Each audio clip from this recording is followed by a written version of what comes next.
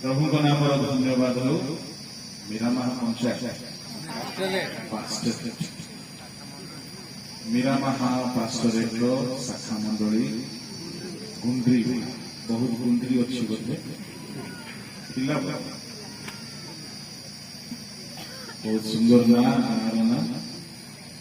प्रथम थर कर आसवा प्रभु मते सुजोग देइछन्ति एणु मो प्रभु को धन्यवाद देउछि प्रभु ठारे कृतज्ञ मते तो सहित स्थानीय मंडली बालक को पुणी परिवार को पुणी पास्टरेट सुपरिटेडेंट एरिया इंचार्ज समस्त बालक एवं वेदी उपस्थित समस्त को सभा उपस्थित समस्त बहुत बहुत साधुवाद नमस्कार ज्ञापन hallelujah hallelujah praise the Lord हमने बहुत चेष्टा करके मध्य हमने टिके विलंब हो गलु जेहेतु ट्रेन का आम हाथ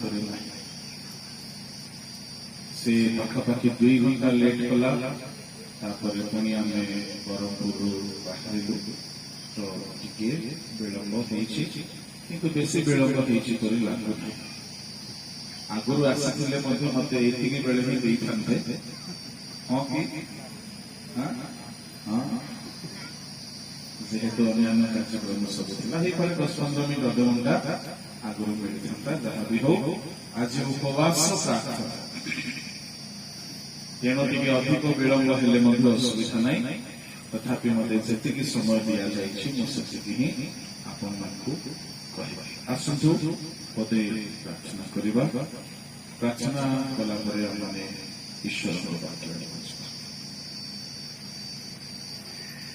सियोन निवासी सन्याधिपति सदाप्रभु तुम्हार अनादि अनंत नाम धन्यवाद करुछि एही समय आम प्रत्येक तुम्हार कृपार समय हो तुम्ह दया दृष्टि समय प्रभु उपस्थित प्रत्येक तुम्हार रवस्म एवं यही बेड़ा को आशीर्वाद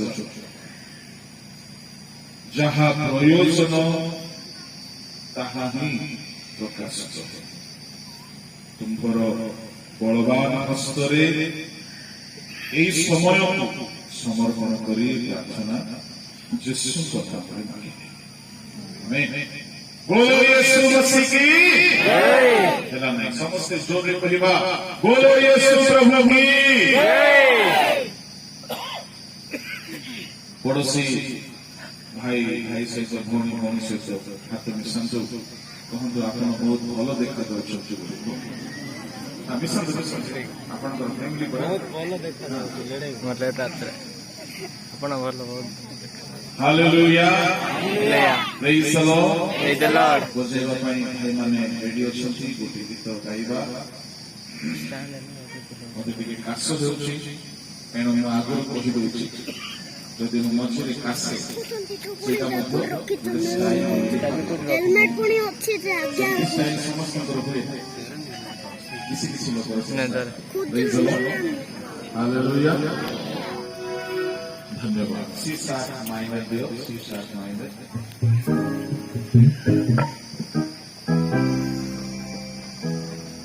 praise the Lord hallelujah thank you Jesus धन्यवाद जवानी के दिनों में तुम यीशु को स्मरण करना जवानी के पापों से तुम हरदम बच के रहना जवानी के दिनों में तुम स्मरण करना जवानी के पापों से तुम हरदम बच के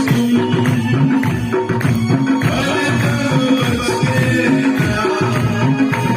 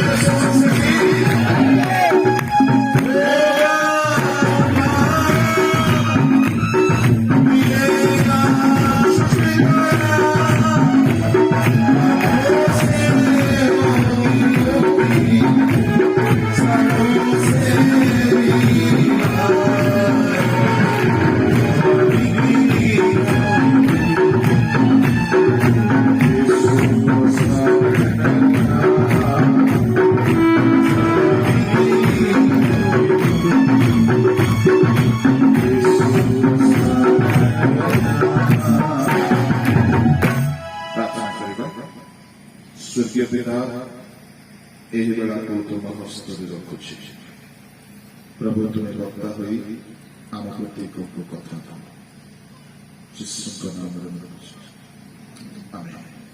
प्रसंग को जड़े माइक रे पढ़तु जय भगवान को पुस्तक बाहर करतु ताहार 2 अध्याय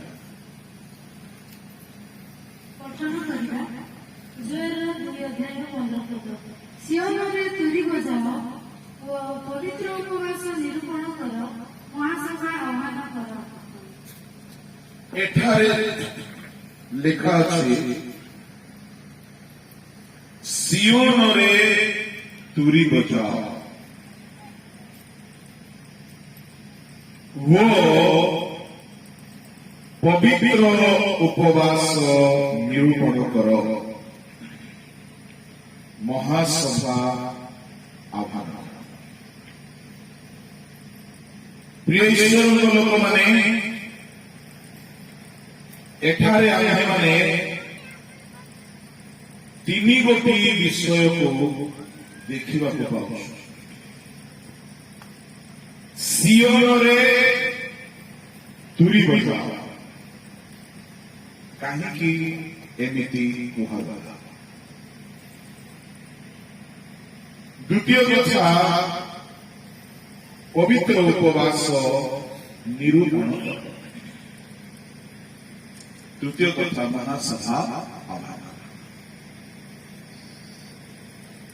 এই 3 গোটি পদ বিশিষ্ট ଏହି ଶାସ୍ତ୍ରାଂଶ ର ସାରାଂଶ କଣ? ମିଡ଼ିଆ ମାନେ ଉତ୍ତର ଦିଅନ୍ତୁ। ହଁ ପଢିକି ଭାବିକି କୁହନ୍ତୁ ସାର କଥା କଣ କରିବା ପାଇଁ କୁହାଯାଉଛି? କଣ ଲାଗୁଛି? Yes. जदि आमे कौनसी गोटे शब्द को प्रसंग भाव में नहीं जीवा यार प्रकृत वाक्य आपण पाई एई जगारे परमेश्वर कहउछंती सियोन को जाओ आओ सेठारे तुरी बजाओ। प्रिय माने सियोनरे तुरी बजाओ बोली कहले कोन भाबुछ? सियोन कोन ताहा बुझिबा को पड़िबो। प्रथमे तुरी बजाइबा कथा तापरे बुझिबा को पड़िबो। सियोन गोटिए पर्वतर नाम था। सियोन पर्वत दाऊद गोटे तंबू एठारे आमे जेंति तंबू ठिया करिछु दाऊद सियोन पर्वत रे गोटे तंबू को स्थापन कले। बाइबल रे 2 गोटी तंबूरे परमेश्वर आवास थिला बसती थिला। गोटे तंबू मूसांक निर्मित आ गोटे तंबू दाऊद निर्मित। मूसा जे तंबू निर्माण कले से तंबू मूसांक समय परमेश्वर बसती है। परमेश्वर सेठारे आवास प्रवास करुले एणु ताहार नाम आवास तंबू समागम तंबू। समागम बोली कहले परमेश्वर आ मनुष्य परस्पर को भेटिबा समागम। एठारे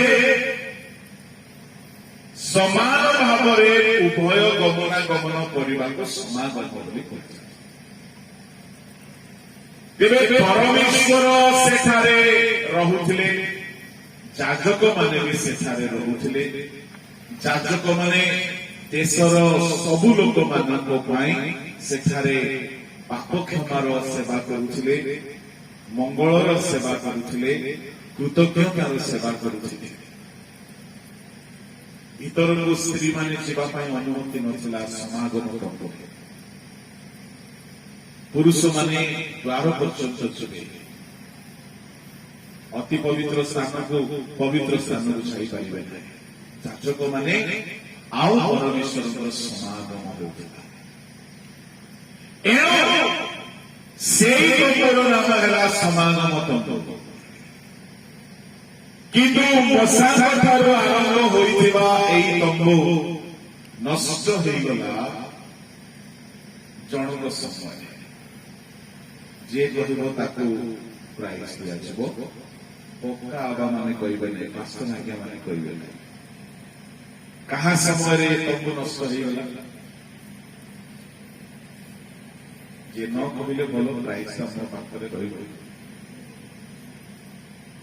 ठीक अछि थैंक यू भलो हैला हम प्राइस किछ आनिनी किंतु कोइ देछि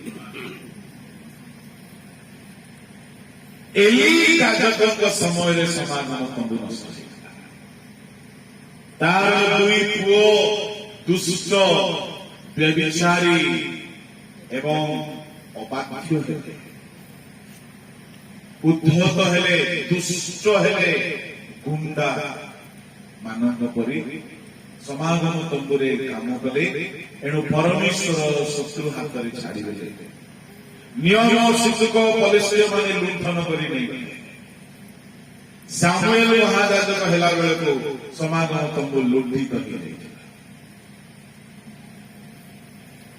आउ समागम तंबु रहिला नाही के नियम शिक्षक नहीं कि चली गले के दीप वृक्ष नहीं कि चली गले सामुएल के समय समागम तंबु रहिला मन रखिबे बहुत गुरुतर कथा आउ सामुएल साउल को राजा नियुक्ति कले साउल को समय रे साउल नुआ राजा हिचुंती देश को नीति नियम आईन व्यवस्था सबुरे से दृढ़ करबा छाड़ी दे से निजे ईर्ष्यार शिकार होई अबाध होई से नष्ट हो गले दाऊद सेते बेले राजा दाऊद पिलाटी बेलु ईश्वर परायण जुबक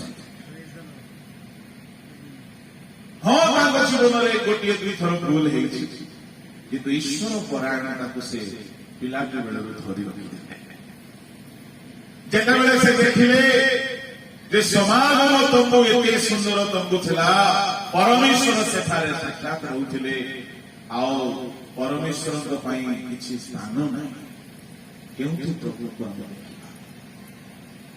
तेणु से गोटे तंबु को निर्माण कले से केउथि तंबु निर्माण कले जेउ जगार निर्माण कले सेटा जेरूसालेम को लागी करी गोटे पर्वत था सियोन पर्वत से पर्वत रे से तंबु निर्माण कले किंतु से तंबु मात्र गोटे भाग थिला तीन भाग नथिला समागम तंबु रे केते भाग थिला तीन भाग अगणा मझी स्थान भीतर बाइबल भाषा रे कहले प्रांगण पवित्र स्थान महापवित्र स्थान प्रभु केउठारे रहुथिले ए महापवित्र स्थान रे कोन कोन थिला नियम नियम सिद्धू को आउ ए नियम सिद्धू को भितरे 10 आज्ञार 2 गोटी टसर फलक हारण मंजरित जस्ती सुनार पात्र माना एबे कौन है माने दाऊद को तंबु तैयारी कले दाऊद को प्रभु कहिनांती करबा पाए दाऊद निजे उत्सुकी होई किछि काम करते दाऊद निजे गुडे तंबु तैया कले मो प्रभुଙ୍କର सिंधु को रखा छिरो praise the Lord hallelujah hallelujah ये सिंधु को केउ ठारो से आनिले के कहबो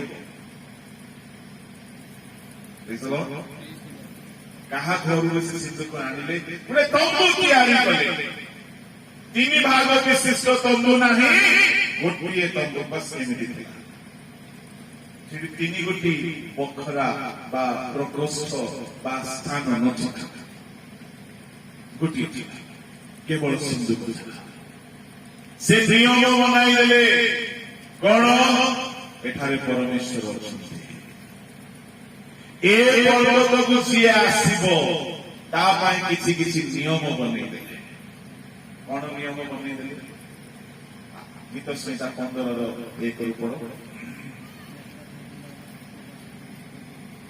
हे ସଦାପ୍ରଭୁ ତୁମ୍ଭ ଆବାସରେ କିଏ ପ୍ରବାସ କରିବ ତୁମ୍ଭ ପବିତ୍ର ପର୍ବତରେ କିଏ ବାସ କରିବ ଯେଉଁ ଜନ ସଦାଚରଣ ଓ ଧର୍ମକର୍ମ କରେ ଓ ଆପଣା ଅନ୍ତଃକରଣରେ ସତ୍ୟ କହେ যে আপনা জীবনে গ্লানি করে নাহি কেউ বা আপনা মিত্রর অনিষ্ট করে নাহি কেউ বা আপনা প্রতিবাসী বিরুদ্ধে নিন্দা প্রকট করে নাহি যাহার দৃষ্টিরে পামর তুচ্ছীকৃত হুয়ে মাত্র যে সদা প্রভুক ভয়কারী মানুষ সমাদর করে যে শপথ করি আপনার ক্ষতি হেলে তাহা অন্যথা করে নাহি যে সুধ পাই টঙ্কা ঋণ দিয়ে নাহি কেউ বা নির্দোষ বিরুদ্ধে লাঞ্চ নিয়ে নাহি যে এই সকল কর্ম করে সে কেবে হিংসা জীব নাহি हे सदा प्रभु तुम आवासरे किए प्रवास करिब दाऊद खाली एमिति खाली रे गुडे तंबू बनेई देकी आनी के रखना दाऊदଙ୍କ ଭିତରେ ଗୋଟିଏ ଉଦ୍ଯୋଗ ଆସିଲା କଣ ସଦା ପ୍ରଭୁଙ୍କର ପତିତ ତମ୍ବୁକୁ ଠିଆ କରିବା ଆଜି ମଣ୍ଡଳୀ ପତିତ ହେଉଛି ଆପଣଙ୍କ ଭିତରୁ ଉଦ୍ଯୋଗ ଆସିବାର ଅଛି କେମିତି କଲେ ମଣ୍ଡଳୀ ଠିଆ ବେଳେ ବେଳେ ମଣ୍ଡଳୀର ଆତ୍ମିକତା ପତନ ହେଇଯାଇଥାଏ ବେଳେ ବେଳେ ଆମେ ପ୍ରଭୁଙ୍କ ଲୋକମାନେ ଥାଉ ପ୍ରଭୁଙ୍କର ଆବାସ ନଥାଏ ଜରୁରୀ ନାହିଁ ମୋ ପରିପାଳକ ଆଜ୍ଞାମାନଙ୍କ ପରିପାଳକ ଦ୍ୱାରା ହିଁ ହେବ ବେଳେ ବେଳେ କେହି ଦାଉଦ ପରି ଭିତରୁ ବାହାରିବ ସେତେବେଳେ କିଏ ଥିଲେ ଇସ୍ରାଏଲର ପ୍ରଭୁଙ୍କ ଦାସ କିଏ ଥିଲେ ସେତେବେଳେ ନାଥନ ଗାଦ 3 ଜଣ ମହାନ ଭାଗବାଦୀ ଅଛନ୍ତି କିନ୍ତୁ ଏମାନଙ୍କ ମନରେ ଆସେ ନାହିଁ ପ୍ରଭୁଙ୍କ ପାଇଁ ଗୋଟେ ତମ୍ବୁ ତିଆରି ସାମୁଏଲ ଛୋଟ ଥିଲାବେଳେ ସମାଗମ ତମ୍ବୁରେ ସେ ଶୋଉଥିଲେ ମତେ ସାମୁଏଲ ଉପରେ ଟିକେ କମ୍ପ୍ଲେନ୍ ଅଛି ସାମୁଏଲ ଉପରେ ମତେ ଟିକେ କମ୍ପ୍ଲେନ୍ ଅଛି ସେ କେତେ ନାଙ୍ଗଲ କହିଥିଲେ କଣ କମ୍ପ୍ଲେନ୍ ତୁମେ ପିଲାବେଳେ ଯୋଉଠି ଶୋଇଲ ଯୋଉ ହଷ୍ଟେଲରେ ଶୋଇନାହାନ୍ତି କୋଉଠି ଶୋଇଲେ ସେତେବେଳେ ସମାଗମ ତମ୍ବୁ କେଉଁଠାରେ ଥିଲା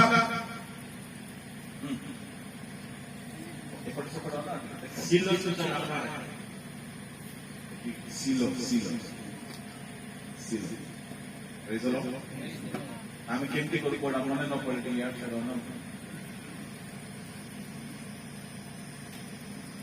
ସିଲୋ ବୋଲି ଗୋଟିଏ ଜାଗାରେ ସମାଗମ ତମ୍ବୁ ଥିଲା ଆଉ ସେଠାରେ ମହାଯାଜକ ଏଲି ଥିଲେ ଏଲି ଭଲ ଲୋକ ଥିଲେ କାଳକ୍ରମେ ସେ ବି ଦୁର୍ବଳ ହେଇଗଲେ ତାଙ୍କ ପୁଅମାନେ ଦୌରାତ୍ମ୍ୟ କଲେ ଯଦି କେହି ବଳିଦାନ କରିବା ପାଇଁ ଆସନ୍ତି ମାଂସ ସିଝୁଥିବ ଏମାନେ ତ୍ରିଶୂଳ ଆଣିବେ ମାଂସ ହଣ୍ଡାରେ ତ୍ରିଶୂଳ ମାରିବେ ସେତିକି ମାଂସ ଆସିଲା ନେଇକି ଯିବେ କଣ ଦରକାର ଏମିତି କରିବା ପାଇଁ କଣ ଦରକାର ଏମିତି କରିବା ନିୟମ କଣ ଥିଲା ଯେଉଁ ପଶୁକୁ ବଳି କରାଯିବ ତାର କିଛି ଭାଗ ବେଦୀରେ ଉତ୍ସର୍ଗ କରାଯାଏ କିଛି ଭାଗ ଯାଜକ ନିଅନ୍ତି ଏମାନେ ଯୋଉଟା ଏମାନଙ୍କର ପ୍ରାପ୍ୟ ନାହିଁ ସେଇଟାକୁ ମଧ୍ୟ ତ୍ରିଶୂଳ ମାରିକି ନେବାକୁ ଆସିଲେ ମାନେ କେତେ ଦୁରାଚାର ବେଳେ ବେଳେ କମିଟିରେ କେହି କେହି ଏମିତି ଥାନ୍ତି ଯୋଉଟା ନିୟମରେ ନାହିଁ ବାଇବଲରେ ନାହିଁ ସମ୍ବିଧାନରେ ନାହିଁ ମଣ୍ଡଳୀରେ ନାହିଁ ସେଇଟା କରନ୍ତି ଏଲି ଯାଜକର ମାନେ ସେମିତି ଦୁଷ୍ଟ ହେଲେ ପରମେଶ୍ୱରଙ୍କୁ ଦୁଃଖ ଲାଗିଲା परमेश्वर एली जाजक गोटे भयंकर अभिशापर बार्ता पठाइले अभिशापर बार्ता पठाइले जड़े प्रभु को दास आसी कहगला शुणिले हरहर लगे एमती कहा कह जाए लगे पढ़े प्रभु को गृह आम जेते पास्टर माने अच्छु जेते आम डिकन माने अच्छु आम जेते प्रभु को दास माने अच्छु आम जदि ठीक रे सेवा कर बड़ सुविधा एली याजक भयंकर दंडर कथा जड़े आसिक कहीगला से किए तार ना लेखा नहीं किंतु लेखा अच्छी ईश्वर जड़े लोक बड़ प्रथम सामुएल ताहार 2 अध्याय 27 एथिउदारे परमेश्वर एक लोक एली को निकट को आसी ताकू कहिला सदा प्रभु एक कथा कहती जो समय तुम पितृगृह मिश्र फाराओ दास करथिले से समय आंबे की प्रत्यक्ष रूपे से दर्शन देना वो आंबे की आंब बेदी उपरକୁ ଯିବାକୁ ଓ ଧୂପ ଜଳାଇବାକୁ ଓ ଆମ୍ବ ସାକ୍ଷାତରେ ଏକୋତ ପରିଧାନ କରିବାକୁ ସମଗ୍ର ଇସ୍ରାଏଲ ଗୋଷ୍ଠୀ ମଧ୍ୟରୁ କାହାକୁ ଯାଜକ ହେବା ପାଇଁ ମନୋନୀତ କରିନାହୁଁ ଆହୁରି ଆମ୍ଭେ କି ଇସ୍ରାଏଲ ସନ୍ତାନର ଅଗ୍ନିକୃତ ସମସ୍ତ ଉପହାର ତୁମ୍ଭ ପିତୃଗୃହକୁ ଦେଇନାହୁଁ ତେବେ ଆମ୍ଭେ ଆପଣା ଆବାସରେ ଯେ ବଳି ଓ ନୈବେଦ୍ୟ ଉତ୍ସର୍ଗ କରିବାକୁ ଆଜ୍ଞା ଦେଇଅଛୁ तुम्भे माने कहीं पदाघात करुअछ पुणी आंभ लोक इस्राएल सर्वोत्तम समस्त नैवेद्य आपण मानक हृष्टपुष्ट करने निमंते आंब अपेक्षा अपना पुत्र मानकर अधिक गौरव करुअछ एणु सदा प्रभु इस्राएल परमेश्वर कहती तुम्भ गृह ओ तुम्भ पितृगृह आंभ सम्मुखे अनंत काल गमनागमन करिवे बोली आंबे कहिथिलु प्रमाण मात्र एबे सदा प्रभु कहती ताहा आंब ठारू दूर हेउ कारण आमे कहिथिलु तुमर पुओ माने नातीर पुओ माने अणनाती माने समस्ते जाजक हेबे किंतु एबे देखो आमे प्रभु को सेवक माने पाप कले भयंकर प्रभु कौन कहते कारण जो मैंने आंभर गौरव करती आंबे से गौरव करवा मात्र जो मैंने आंभ को तुच्छ ज्ञान करती से मैंने लघु ज्ञान कराଯିबे देखो जो दिन आंभे तुमर बाहु ओ तुम्भ पितृगृहर बाहु काटी पकाइबा एपरि दिन आसुअछि तैरे तुम्भ गृहरे जने दुध लोक रहिबो नाही जणे बुढा हेबो नाही समस्या भेंडिया अवस्था रे मरिबे प्रभु को लोक माने तापरे कुहा गला कोन 32 33 पढ़ पुणी परमेश्वर इस्राएल को जे मंगल प्रदान करिवे से सब मध्यरे तुम्हे आंभ आवास रे विपत्ति देखिबो आ तुम्भ गृहरे केहि कदापि वृद्ध हेबो नाही आ तुम्हर जे लोक को आंभे अपना यज्ञ वेदीरु उच्छिन्न न करिबा से तुम्भ चक्षुर क्षय ओ तुम्भ हृदयर शोक जंजाल रहिबो पुणी तुम्भ वंशजात समस्ते यौवनावस्थाय मरिबे पुणी तुमर 2 पुत्र हफनी ओ फिनहस प्रति जहा घटिब ताहा तुम्भ पाई चिन्ह स्वरूप हेबो से दुहे एक दिन रे मरिबे पुणी आंभे अपना निमंते एक विश्वस्त जाजक उत्पन्न करिबा से आंभ मन ओ आंभ हृदय अनुसार कर्म करिबो केमती जाजक उत्पन्न करिबो से आमर मन आमर हृदय जमी आम चाहूँ सेमती से सेवा आंभ अभिषिक्त सम्मुखें सर्वदा गमनागमन कर मोर प्रश्न अभिषिक्त किए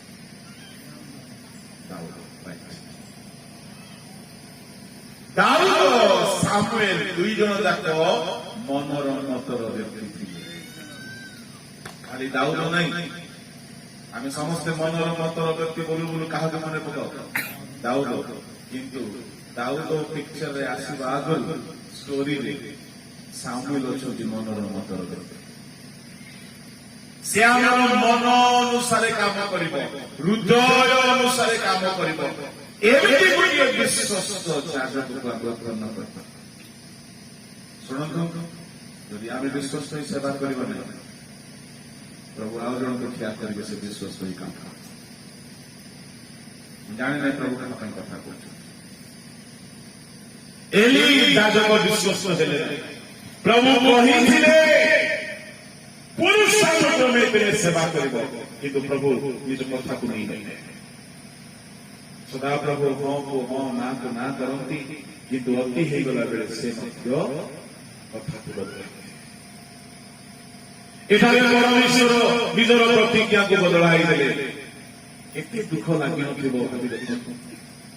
ସେ କେବେ ହେ ହଁ କୁ ନା କୁ ହଁ କରନ୍ତି ନାହିଁ, କିନ୍ତୁ ଦୁଷ୍ଟ ମାନଙ୍କର ଦୁଷ୍ଟତା ଦେଖିଲେ ସେ ବାଧ୍ୟ ହୋଇକି ତାହା କରିବାକୁ ବାଧ୍ୟ ହୁଅନ୍ତି। ଏଲି ଯାଜକଙ୍କର ଦୁଇଟା ପୁଅ ଯେଉଁଦିନ ମରିବେ ସେଦିନ ତମେ ଜାଣିବ ଏସବୁ ଘଟଣା ମଧ୍ୟ ଘଟିବ। ଦୁଇଟା ପୁଅ ଗୋଟିଏ ଦିନରେ ମରିଲେ, ସିନ୍ଧୁକ ପଲିସ୍ମାନେ ନେଇକି ଚାଲିଗଲେ। ସମାଗମ ସବୁ ଲୁଣ୍ଠିତ ହେଲା, ଛାରଖାର ହେଇଗଲା। এই ସମାଗମ ତମକୁ ପଲିସ୍ୟ ସୈନିକମାନେ କାନ୍ଧରେ ଧରିକି ନେଲେ, ନେଇକରି ଦାଗୋନ ଦେବତାର ମନ୍ଦିରରେ ରଖିଲେ। ଭାବିଲେ ଆମର ଦେବତାର ଘରେ ତାଙ୍କର ଦେବତା ରହୁ, ମିଳିମିଶିକି ରହିବେ। ସକାଳ ପାହିଲା ବେଳକୁ ତାଙ୍କର ଦେବତାର ମୁଣ୍ଡ କଟା ହେଇଛି, ଗଣ୍ଡି କଟା ହେଇଛି, ହାତ କଟା ହେଇଛି, ଗୋଡ କଟା ହେଇଛି। 5 ଅଧ୍ୟାୟରେ ଯଦି ଆପଣ ପଢିବେ, 4 ତହିଁ ପରଦିନ ଅଷ୍ଟପ୍ରହର ଲୋକମାନେ ଶୀଘ୍ର ଉଠନ୍ତେ, ଦେଖ ଦାଗନ ସଦାପ୍ରଭୁଙ୍କ ସିନ୍ଧୁକ ସମ୍ମୁଖରେ ମୁହଁ ମାଡ଼ି ଭୂମିରେ ପଡ଼ିଅଛି। ତେଣୁ ସେମାନେ ଦାଗନକୁ ପୁନର୍ବାର ଉଠାଇ ତାହା ସ୍ଥାନରେ ରଖିଲେ। ପୁଣି ସେମାନେ ତହିଁ ଆର ଦିନ ପ୍ରଭାତରେ ଶୀଘ୍ର ଉଠନ୍ତେ, ଦେଖ ଦାଗନ ସଦାପ୍ରଭୁଙ୍କ ସିନ୍ଧୁକ ସମ୍ମୁଖରେ ମୁହଁ ମାଡ଼ି ଭୂମିରେ ପଡ଼ିଅଛି। ପୁଣି ଦାଗନର ମୁଣ୍ଡ ଓ ହାତର 2 ପାପଲି କଟା ହୋଇ ଦ୍ୱାରବନ୍ଧ ଉପରେ ପଡ଼ିଅଛି। କେବଳ ବିନା ଖଣ୍ଡାରେ ଦାଗନର ମୁଣ୍ଡ କଟା ହେଇଯାଇଛି, ଗଣ୍ଡି କଟା ହେଇଯାଇଛି, ହାତ ଗୋଡ କଟା ହେଇଯାଇଛି। ଦେବତା ଖଣ୍ଡ ଖଣ୍ଡ ହେଇଯାଇଛି, କବାଟ ବନ୍ଦ ଅଛି। ମତେ ଲାଗୁଛି ସ୍ୱର୍ଗଦୂତ ଆସିଥିବେ, ଖଣ୍ଡ ଖଣ୍ଡ କରି କାଟିଥିବେ। ଆମ ପ୍ରଭୁଙ୍କ ଉପସ୍ଥିତିରେ କିଏ ରହିବ? ହାଲେଲୁୟା, ପ୍ରେଜ୍ ଦ ଲର୍ଡ, Praise the Lord. ଆସିବ କି?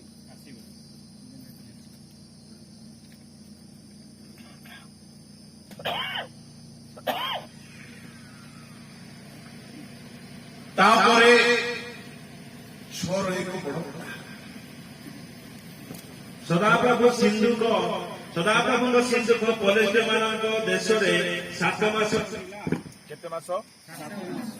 7-1-2 ପଡ। ଅନନ୍ତର କିରିୟତ ଜିଆରିୟମ ଲୋକମାନେ ଆସି ସଦାପ୍ରଭୁଙ୍କ ସିନ୍ଧୁକ ନେଇଯାଇ ପର୍ବତସ୍ଥିତ ଆବିନାଦର ଗୃହରେ ରଖିଲେ। ପୁଣି ସଦାପ୍ରଭୁଙ୍କ ସିନ୍ଧୁକ ରକ୍ଷାର୍ଥେ ତାହାର ପୁତ୍ର ଇଲିଆଜରକୁ ପବିତ୍ର କଲେ। ସିନ୍ଧୁକ କିରିୟତ ଜିଆରିୟମରେ ବାସ କରିବା ଦିନାବଧି ଦୀର୍ଘକାଳ, ଅର୍ଥାତ୍ 20 ବର୍ଷ ଗତ ହେଲା। 7 ମାସ ପଲିସ୍ୟମାନେ ରଖିଲେ, ତାପରେ ତାଙ୍କେ ଡରିଗଲେ, ଆମେ ପାରିବୁନି। ଗୋଟେ ଶଗଡ଼ ତିଆରି କଲେ, ସିନ୍ଧୁକ ରଖିଦେଲେ। ତା ବାବୁ ବୋଲି ବିନା ଶଗଡ଼ ଗାଡି ଚଲେଇବା ଲୋକର ନା କାମ ଆଜ୍ଞା ସଗଡ଼ିଆ, ବିନା ସଗଡ଼ିଆରେ ସିନ୍ଧୁକ ପଠେଇଦେଲେ। ସେ ଗାଈ ମାନେ ଯୁଆଡେ ନେଇକି ଗଲେ, ତାପରେ ପୋଲିସ ଇସ୍ରାଏଲ ମାନେ ଆସି ସିନ୍ଧୁକ ନେଇକି ପଳେଇଲେ। ହେଲେ ଯେ କୋଉଠି ରଖିବେ? ସମାଗମ ତମ୍ବୁ ତ ନାହିଁ। ଦେଖେ କିଏ ଅଛନ୍ତି, ଲେଭି ବଂଶର ଲୋକ କିଏ ଅଛନ୍ତି? ଏଇଟା ପାଇଁ ମତେ ଟିକେ ସାମୁଏଲ ଉପରେ କମ୍ପ୍ଲେନ୍ ଅଛି। ତୁ ସେଇଠି ବଢିଥିଲୁ ପିଲାବେଳେ, ତୁ ଟିକେ ଏନକ୍ୱାରି କରିବାର ନାହିଁ କି ଭାଇ? କେଉଁଠି ବଢିଥିଲା ସାମୁଏଲ? ସମାଗମ ତମ୍ବୁ ଭିତରେ ପିଲା ବେଳରୁ ରହିଲା। କେତେ ବର୍ଷ ବୟସରୁ ରହିଲା? 3 ବର୍ଷ ତମକୁ କହିଥିଲା ଯେତେବେଳେ ତାର ମା ତାକୁ କ୍ଷୀର ପିଇବା ଛଡେଇଲା ଆଉ ତାକୁ ନେଇକି ପ୍ରଭୁଙ୍କ ଘରେ ଛାଡିଦେଲେ। କେତେ ବର୍ଷରେ ପିଲାମାନେ କ୍ଷୀର ପିଇବା ଛାଡୁନାହାନ୍ତି? ପାଖାପାଖି ନିଜର ଅନୁଭୂତି କହୁନ। 3 ବର୍ଷ 2 ବର୍ଷ 3 ବର୍ଷ 4 ବର୍ଷ 5 କିଏ ବର୍ଷ। 8 ବର୍ଷ ଯାଏ ମଧ୍ୟ। ମୋ ଭାଇ ମୋ ଠାରୁ 8 ବର୍ଷ ସାନ। ମୁଁ 8 ବର୍ଷ ଯାଇ ଚାନ୍ସ ମାରିଥିଲି ସ୍କୁଲ ଯାଇକି ଆସିକି ମଧ୍ୟ ପିଇବା।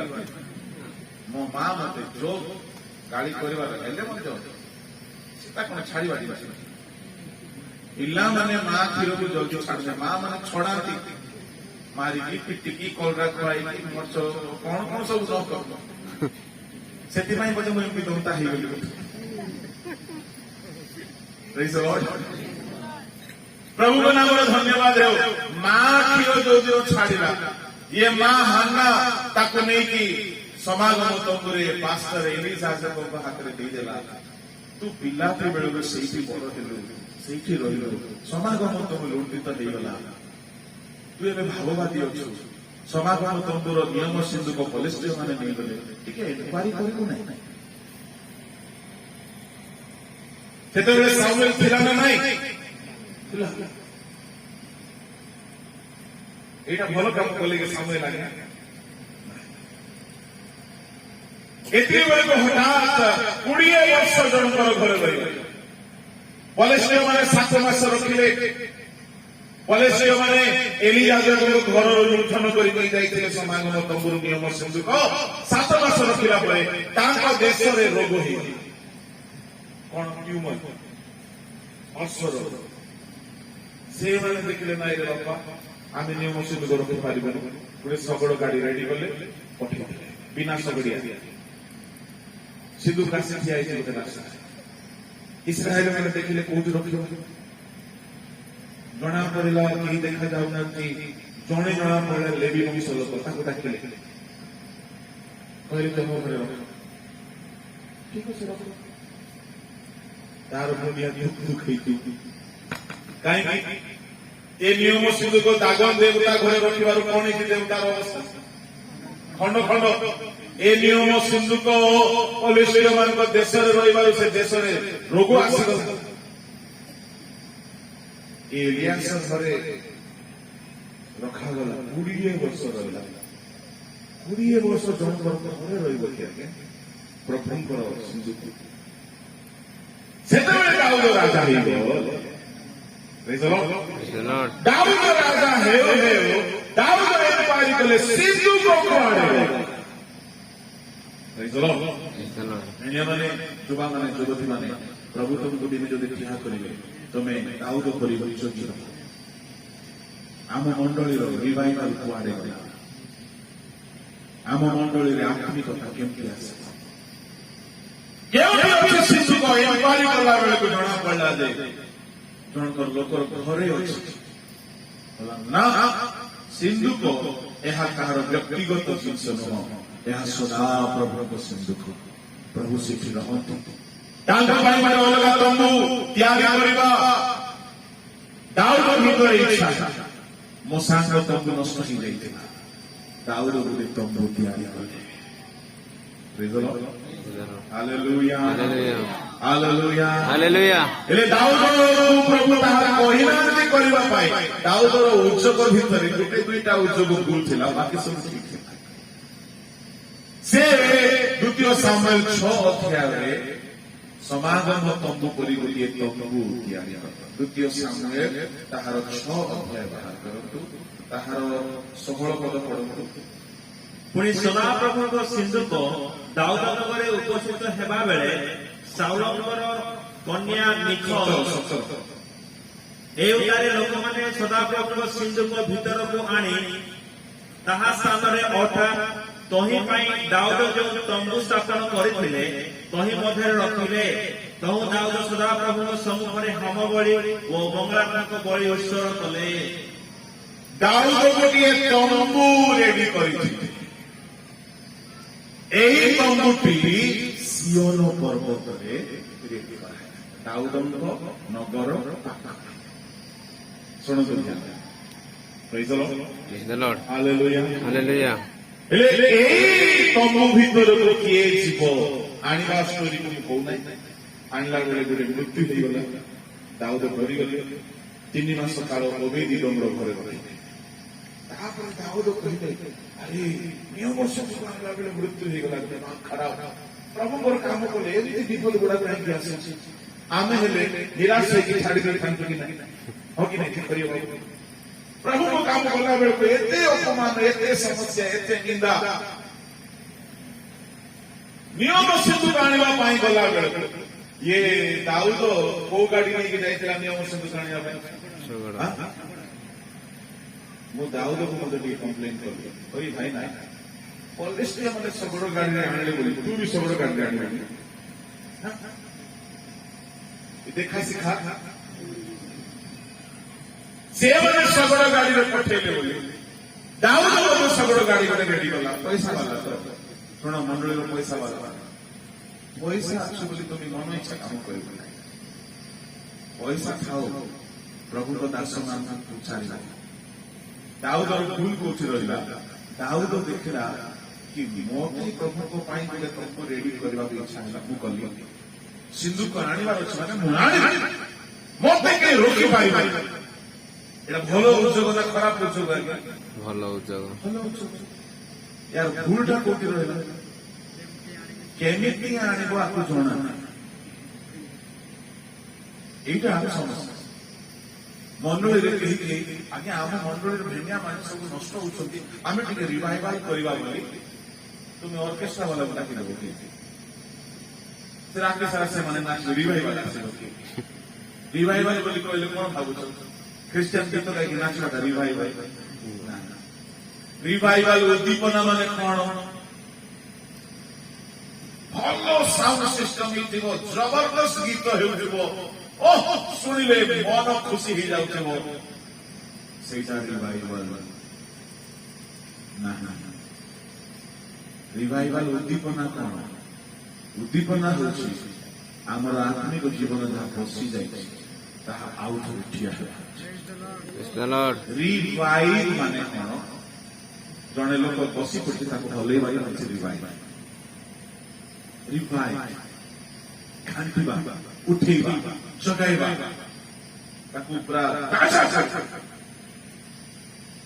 ଭଲ ସାଉଣ୍ଡ ସିଷ୍ଟମରେ ରିଭାଇଭାଲ ଆସେ ଆତ୍ମିକ ଭାବରେ ବାକ୍ୟ ପରିବେଷଣ ଦ୍ୱାରା ଲୋକମାନଙ୍କ ମନ ଭିତରେ ଗୋଟେ ଆନ୍ଦୋଳନ ଆସେ ତାହା ରିଭାଇଭାଲ ବେଳେ ବେଳେ ରିଭାଇଭାଲ ଆଣିବା ବୋଲିକି ସଙ୍ଗୀତ ସନ୍ଧ୍ୟା କରିଦିଅନ୍ତି ଗୀର୍ଜାମାନେ কি সন্ধ্যা সঙ্গীত সন্ধ্যা পান খাও মধ্যে গীত গাইব খৈনি খাও মধ্যে গীত গাইব সলব মদ পিউ মধ্যে গীত গাইব ইংলিশ মদ পিবা লোক মধ্যে গীত গাইব সেটি উদ্দীপনা আসিব খজুরি মদ পিবা লোক গীত গাইব উদ্দীপনা আসিব নহলে রাতি সারা ড্যান্স ହେବ উদ্দীপনা আসিব ଶୁଣ ଦାଉଦ ମାନେ ତମର ଉଦ୍ଯୋଗ ଭଲ କିନ୍ତୁ ସାମୁଏଲକୁ ଟିକେ ପଚାରିଲେ ସାମୁଏଲ ବସିଛନ୍ତି ଇଏ ଦାଉଦ ବହୁତ ଉତ୍ସର୍ଗୀ ହେଲା ଡାବୁ ଅଛି ପଇସା ଅଛି ମୁଣ୍ଡ ଅଛି ବଳ ଅଛି କିନ୍ତୁ ନଲେଜ ନାହିଁ ଇଏ କଣ କଲା ଟିକେ ସାମୁଏଲକୁ ପଚାରି ଦେଇଥାନ୍ତେ ଆଜ୍ଞା ସିନ୍ଦୁକ ଆଣିବାକୁ ଇଚ୍ଛା ହଉଛି କେମିତି ଆଣିବା ଟିକେ କୁହନ୍ତୁ ସାମୁଏଲ କହିଥାନ୍ତା ଶୁଣ ବାଇବଲରେ ଦେଖିବା ସିନ୍ଦୁକ ଛୁଇଁଲେ ଅସୁବିଧାରେ ବାପା ଆଣିବା ପାଇଁ ହେଲେ କଣ ନିୟମ ଅଛି ଦେଖିବା ବୋଲେ ସାମୁଏଲ ଦେଖିଥାନ୍ତେ ନା ନାଇଁ ହେଲେ ଆମେ ଦାଉଦ ଆଜ୍ଞା କଣ ବୋଲେ ବାଇବଲ କଣ ପଢୁଥିଲେ ଫେରି ଆମେ ବୀଣା ବଜେଇବା ଲୋକ ବେଶୀ ବୀଣା ବଜେଇବେ ବଂଶୀ ବଜେଇବେ ଗୀତ ବେଶୀ ଗାଇବେ କିନ୍ତୁ ବାଇବଲ ପଢିବାରେ ଧୁରନ୍ଧର ନଥିଲେ ଦାଉଦ ଫେରିବା ବେଳେ ବୁଢା ବେଳକୁ ବେଶୀ ପଢିବେ ଏତେ ପଢିଲେ ଯେ ତୁମ ବାକ୍ୟ ଚରଣ ପାଇଁ ତାହା ମଧୁ ଚାଖ ଠାରୁ ସ୍ୱଦିଷ୍ଟ ଭେଣ୍ଡିଆ ବେଳକୁ ଏତେ ନଥିଲା ବୁଢା ବେଳକୁ ବାକ୍ୟ ବେଶୀ ସ୍ୱାଦ ଲାଗୁଛି ଆମର ଦାଉଦ ଭାଇ ଭେଣ୍ଡିଆ ବେଳେ ବାଇବଲ ବହୁତ ପଢିଥାନ୍ତେ ଏ ଶଗଡ଼ ଗାଡ଼ିରେ ଆଣିନଥାନ୍ତେ ପ୍ରଭୁଙ୍କ ଲୋକମାନେ ଗୋଟେ ଶଗଡ଼ ଗାଡ଼ି ରେଡି କଲେ ଚାଲ ଆଣିବା ବେଳେ 32,000 ଲୋକଙ୍କୁ ଡାକିଦେଲେ पैसा अच्छी तो बहुत सारा लोक डाकिले वीणा बंशी तबला धरी सब आसले धूम धड़ाका भाବରେ ପ୍ରଭୁଙ୍କ ସିନ୍ଧୁକ ଓବେଦିତମ୍ର ଘରୁ ଯିବ ତମ୍ବ ତିଆରି କରିଛି ସିଓନ ପର୍ବତ। କେମିତି ନେବା ନୂଆ ଶଗଡ଼ ନୂଆ ବଳଦ ଆଉ ପୁରୁଣା ନୂଆ ଥାଉଛି ନୂଆ ଶଗଡ଼ ହେଲେ ଏ ଲେବି ବଂଶ ଲୋକ ହେଲେ ଟିକେ ବୁଦ୍ଧି ଶିଖେଇବାର ଅଛି। କିଏ ଓବେଦିତମ୍ ଇଏ ଓବେଦିତମ୍ ମଧ୍ୟ ବୋଧେ କଣ କହିଥିଲା ରାଜା ଆସିଗଲେ ବୋଲି ସେ ଡରିଗଲା ନା କଣ ନା ସେ ବହୁତ ଦୁର୍ବଳ ଆତ୍ମିକ ଜୀବନ ଲୋକ ଥିଲା ନା ବାକ୍ୟ ଜାଣିନଥିଲା ନା କଣ। ଯେମିତି ରାଜା ଆସିଗଲେ ମୁଁ ଆଜ୍ଞା ନିଅନ୍ତୁ ଆଜ୍ଞା ସିନ୍ଧୁକ ନିଅନ୍ତୁ ସେ କହିବା କଥା ମହାରାଜ ଆପଣଙ୍କ ଧନ ଅଛି ଟଙ୍କା ଅଛି କିନ୍ତୁ ସିନ୍ଧୁକ ନେବା ପାଇଁ ଆପଣ ଏଲିଜିବଲ ନୁହନ୍ତି। ଏଇଟା କହିବା ପାଇଁ କଣ ଦରକାର କଲିଜା ଦରକାର। ହଁ ମଣ୍ଡଳୀରେ ପଇସା ବାଲା ବିଶ୍ୱାସ ମାନଙ୍କୁ ବେଳେ ବେଳେ ସତ କଥା କହିବା ପାଇଁ କଣ ଦରକାର ଓବେଦିତମ୍ କହିନାହିଁ। ଓବେଦିତମ୍ କଣ ଭାବିଲା କେଜାଣି ହେଇପରେ ଭାବିଥିବେ ମୋର ଯେମିତି ହେଲେ ହଉ ଏମିତି ଭାବିଲା ବା ଡରିଗଲା କି କଣ। ଓବେଦିତମ୍ ତ କହିବା କଥା ମହାରାଜ ସିନ୍ଧୁକ ନେବା ପାଇଁ ହେଲେ ଯାଚକ ଚାରିଟା ଚଳୁଛନ୍ତି ଯାଚକ ମାନେ କାନ୍ଧରେ ବୋହିକି ନେବେ ନହେଲେ ଅସୁବିଧା। ଏହା କହିବା କଥା ସେ କହିଲେ ସେ ନ କହିବା ଦାଉଦ ବି ଜାଣିନାହିଁ। ସାମୁଏଲ କୁଆଡେ ଆଉଟ ଅଫ କଭରେଜ ଏରିଆ ଥିଲେ କୁଆଡେ ବ୍ୟସ୍ତ ଥିଲେ କି ସାମୁଏଲ ଦେଖା ଦର୍ଶନ ନାହିଁ।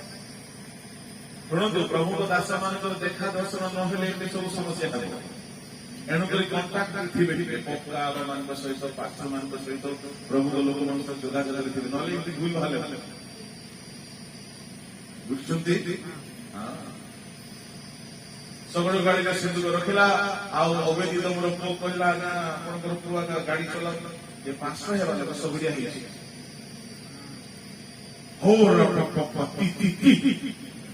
ଏମିତି ଚଲାନ୍ତି ଶଗଡ଼ ଗାଡି। ଏମିତି ବେଳେ ସେ ଶଗଡ଼ ଗଲା ଗୋଟେ ରାସ୍ତାରେ ସେ ବଳଦ ମାନେ ଆଗକୁ ବଢୁନାହାନ୍ତି। ଏ 500 ଲୋକ ଜମା କି ଆଜ୍ଞା ଶଗଡ଼ ଚଲେଇବା ମତେ କହିଦେବେ ଶଗଡ଼ ଚଲାବେଳେ ଗାଡି ଚଲେଇବ। ତେବେ ଅଳ୍ପ ଦୂର ଗଲା ପରେ ବଳଦ ମାନେ ଅଜିକୁ ଢୁକୁଛନ୍ତି।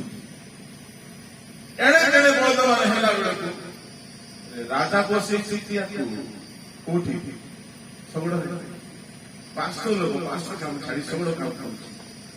ବେଳେ ବେଳେ ପଇସା ବାଲା ବିଶ୍ୱାସର କଥା ଶୁଣିଲେ ଏମିତି ସବୁ ଟିକେ ପରେ ସିନ୍ଧୁକ ଏଣେ ତେଣେ ହେଲା ଶଗଡ଼ରେ ବଳଦ ଏଣେ ତେଣେ ଦୌଡ଼ା ଦୌଡ଼ି ହେବାରୁ ସିନ୍ଧୁକ ପଡ଼ିଲା ବେଳକୁ ଇଏ କହିଲା ମୋର ତ ଏତେ ପୁରା ମଜବୁତ ହାତ ଉଠେଇଦେଲି ଗୋଟେ ହାତରେ ଧରିଦେଲା। ଯେମିତି ଧରିଦେଲା ପରମେଶ୍ୱରକୁ ଚଢିଲା କ୍ରୋଧ। ଏକ ତ ସେ ନିର୍ବୋଧ ଶଗଡ଼ ଆଣିଛି ତୁଇ ପାଷ୍ଟର କହିକି ଜାଣିଲ ତୁ ସିନ୍ଧୁକକୁ ହାତରେ ଧରିବ।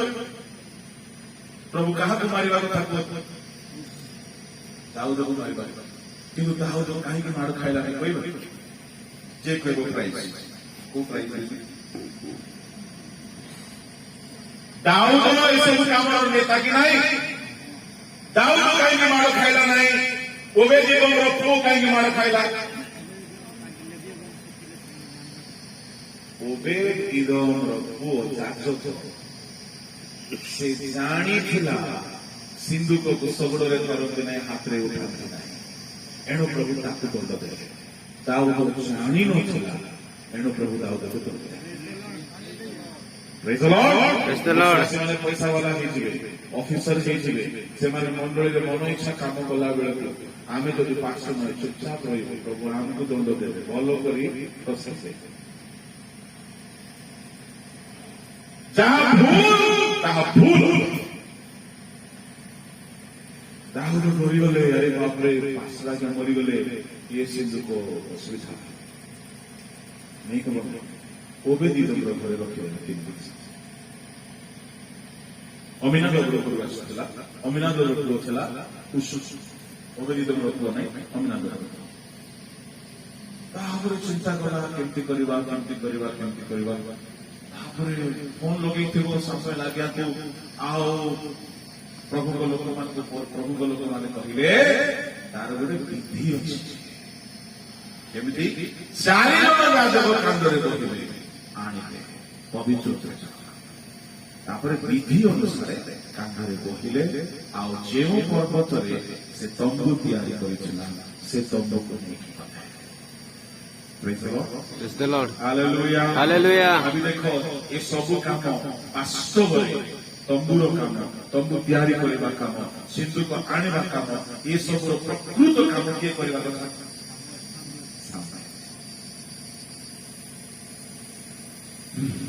କିନ୍ତୁ ଧନ୍ୟବାଦ ଦାଉଦ ପରି ଗୋଟେ ନେତା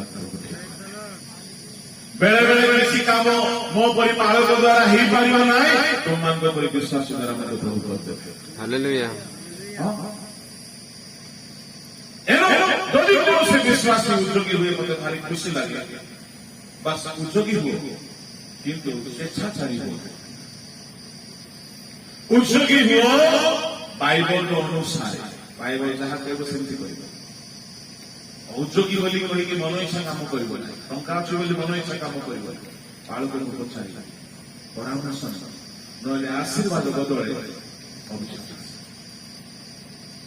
ତେବେ ମୁଁ ଏତେ ଷ୍ଟୋରି କହିବାର କାରଣ କଣ ଏଇ ଯୋଉ ତମ୍ବୁ ଦାଉଦ ତିଆରି କଲେ ଯେଉଁ ପର୍ବତରେ କଲେ ସେ ପର୍ବତର ନାମ ହେଲା ସିୟନ। ଆଜିର ପ୍ରସଙ୍ଗରେ କେଉଁଠାରେ ଚୁରି ବଜାଇବାକୁ କୁହାଯାଇଛି ସିୟନରେ।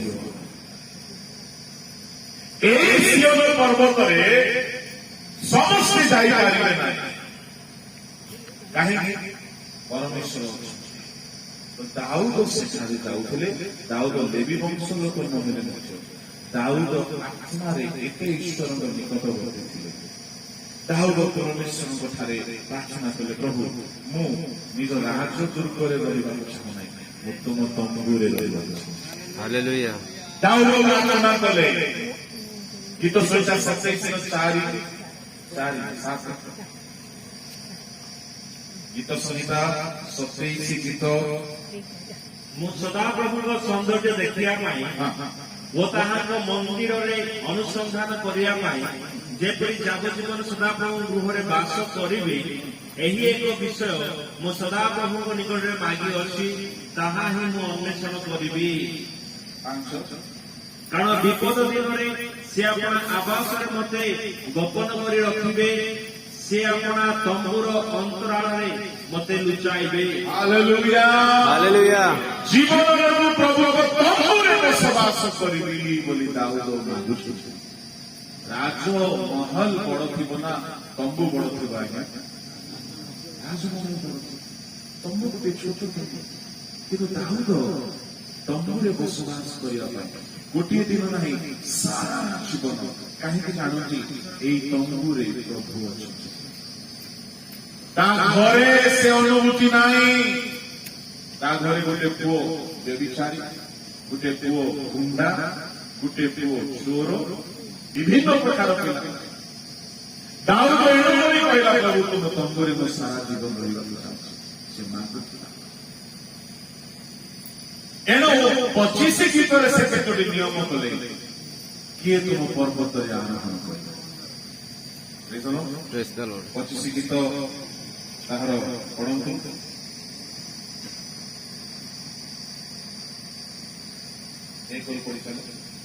हे ସଦାପ୍ରଭୁ ମୁଁ ତୁମ ପ୍ରତି ଆପଣଙ୍କ ମନ ଉଠାଏ ହେ ମୋର ପରମେଶ୍ୱର ମୁଁ ତୁମଠାରେ ଶରଣ ନେଇଅଛି ମତେ ଲଜ୍ଜିତ ହେବାକୁ ଦିଅ ନାହିଁ ମୋର ଶତ୍ରୁମାନେ ମୋ ଉପରେ ଉଲ୍ଲାସ ନ କରନ୍ତୁ ହଁ ଯେଉଁମାନେ ତୁମର ଅନୁସରଣ କରନ୍ତି ସେମାନଙ୍କର କେହି ଲଜ୍ଜିତ ହେବେ ନାହିଁ ଯେଉଁମାନେ ଅକାରଣରେ ବିଶ୍ୱାସଘାତକତା କରନ୍ତି ସେମାନେ ଲଜ୍ଜିତ ହେବେ हे ସଦାପ୍ରଭୁ ତୁମର ପଥ ସବୁ ମତେ ଶିଖାଅ ତୁମର ମାର୍ଗ ସବୁ ମତେ ଶିଖାଅ ତାର ପୁରା ଅଧ୍ୟାୟ କରିବେ ସେ ପ୍ରଭୁଙ୍କ ମାର୍ଗ ଜାଣିବା ପାଇଁ ପ୍ରଭୁଙ୍କ ପଥ ଜାଣିବା ପାଇଁ ଆଉ ପ୍ରଭୁଙ୍କ ଗୃହର ନିକଟବର୍ତ୍ତୀ ହେବା ପାଇଁ ଚାହୁଁଛନ୍ତି 24 ଅଧ୍ୟାୟ ଯଦି ପଢିବେ 24 ଅଧ୍ୟାୟ ତାର 3 ପଦରୁ ପଢ किए सदाप्रभुଙ୍କ पर्वतरे आरोहण करिब ଓ କିଏ ତାହାଙ୍କ ପବିତ୍ର ସ୍ଥାନରେ ଠିଆ ହେବ ଯାହାର ହସ୍ତ ଶୁଚି ଓ ଅନ୍ତଃକରଣ ନିର୍ମଳ ଯାହାର ମନ ଅସାରତା ପ୍ରତି ଉଠି ନାହିଁ ପୁଣି ଯେ ଛଳ ଭାବରେ ଶପଥ କରିନାହିଁ ସେ ସଦାପ୍ରଭୁଙ୍କ ଠାରୁ ଆଶୀର୍ବାଦ ଓ ଆପଣାର ପରିତ୍ରାଣ ସ୍ୱରୂପ ପରମେଶ୍ୱରଙ୍କ ଠାରୁ ଧାର୍ମିକତା ପ୍ରାପ୍ତ ହେବ। ଏହି ପର୍ବତକୁ ଯିବା ପାଇଁ ଶୁଚି ଲୋକ ହେବା ଦରକାର, ଅନ୍ତଃକରଣ ନିର୍ମଳ ହେବା ଦରକାର। ତ ଦାଉଦ ଗୋଟିଏ ନିୟମ ବନେଇଦେଲେ, ପବିତ୍ର ନହେଲେ ଯାଇପାରିବନି। କେଉଁ ପର୍ବତକୁ? ସିୟନ ପର୍ବତ। ଆଚ୍ଛା, ମଶାଙ୍କ ତମ୍ବୁ କେଉଁ ପର୍ବତରୁ ସେ ବ୍ୟବସ୍ଥା ପାଇଥିଲେ? ସିନୟ ପର୍ବତରୁ ମଶାଙ୍କ ତମ୍ବୁର ବ୍ୟବସ୍ଥା ପାଇଲେ। ସିଓନ ପର୍ବତରେ ଦାଉଦଙ୍କ ତମ୍ବୁ ସ୍ଥାପିତ। ତେବେ ଆମର ପ୍ରସଙ୍ଗରେ ସିଓନରେ ତୁରୀ ବଜାଅ ବୋଲି କହିବାର ଅର୍ଥ କଣ? ଦୁଇ ଗୋଟିଏ କାରଣ। ଯେତେବେଳେ ରାଜାମାନେ ପରମେଶ୍ୱରଙ୍କ ପ୍ରଶଂସା କରିବା ପାଇଁ ଚାହୁଁଥିଲେ, ସିଓନର ସମାଗମ ତମ୍ବୁ, ସିଓନରେ ଦାଉଦଙ୍କ ତମ୍ବୁରେ ଯାଜକମାନେ ତୁରୀ ଧ୍ୱନି ପ୍ରଶଂସା କରିଥିଲେ। ତାମାନେ ପ୍ରଶଂସାତ୍ମକ ତୁରୀ ଧ୍ୱନି। ଏହା ଗୋଟିଏ କାରଣ। ଆଉ ଗୋଟିଏ କାରଣ କଣ? ଯୁଦ୍ଧ ନିମନ୍ତେ ତୁରୀ ଧ୍ୱନି। ତାହା ମଧ୍ୟ ସିଓନ ପର୍ବତରୁ ବଜାଯାଉଥିଲା। ପ୍ରମୁଖ ଲୋକମାନେ ଲୋକମାନଙ୍କୁ ୱାର୍ଣ୍ଣିଂ ଦେବା ପାଇଁ, ଲୋକମାନଙ୍କୁ ସଚେତନ କରିବା ପାଇଁ ତୁରୀ ବଜାଯାଏ। ମନେ କରନ୍ତୁ, କୌଣସି ଆନାଉନ୍ସମେଣ୍ଟ ରାଜା କରିବାକୁ ଚାହୁଁଥିଲେ। ଆମର ଆଞ୍ଚଳିକ ଭାଷାରେ ଆମେ କଣ ବୋଲି କହୁ? ଡିଣ୍ଡୋରା। ଡିଣ୍ଡୋରା କହନ୍ତି ନା? ଡିଣ୍ଡୋରା। ବାଇବଲର ଯୁଗରେ ଦାଉଦଙ୍କ ସମୟରେ ଡିଣ୍ଡୋରା ମାରୁଥିଲେ କେମିତି? ତୁରୀ ଧ୍ୱନି। ଯେତେବେଳେ ତୁରୀ ଧ୍ୱନି ହେବ, ତୁରୀ ଧ୍ୱନି ରାସ୍ତାରେ ବି ବଜାନ୍ତି, ତୁରୀ ଧ୍ୱନି ସିଓନ ପର୍ବତରେ ବଜାନ୍ତି। କିନ୍ତୁ ମନେ କରନ୍ତୁ, ସରକାର ଯଦି ରାସ୍ତାରେ କିଛି ଆନାଉନ୍ସ କରିବା ପାଇଁ ଚାହିଁବେ ତ ରାସ୍ତାରେ ତୁରୀ ବଜାଇବେ। କିନ୍ତୁ ସିଓନ ପର୍ବତରେ ଯଦି ତୁରୀ ବାଜୁଛି ବୋଲି କହିଲେ, ସେ ଆନାଉନ୍ସମେଣ୍ଟ ଈଶ୍ୱରଙ୍କ ଆଡୁ ଅଟେ। ଈଶ୍ୱର କିଛି କହିବାକୁ ଚାହୁଁଛନ୍ତି। ଏଣୁ ପ୍ରଭୁ କହିଲେ, ସିଓନରେ ତୁରୀ ବଜାଅ। ତୁରୀର କାମ କେତୋଟି କାମ ଥିଲା? ମୁଁ ଆପଣଙ୍କୁ ଚାରିଟି କାମ କରିବି। ପ୍ରଥମ କାମ, ଲୋକମାନଙ୍କୁ ଏକ କରିବା ପାଇଁ ତୁରୀ ଫିଙ୍କୁଥିଲେ। ଗଣନା ପୁସ୍ତକ 10 ଅଧ୍ୟାୟ।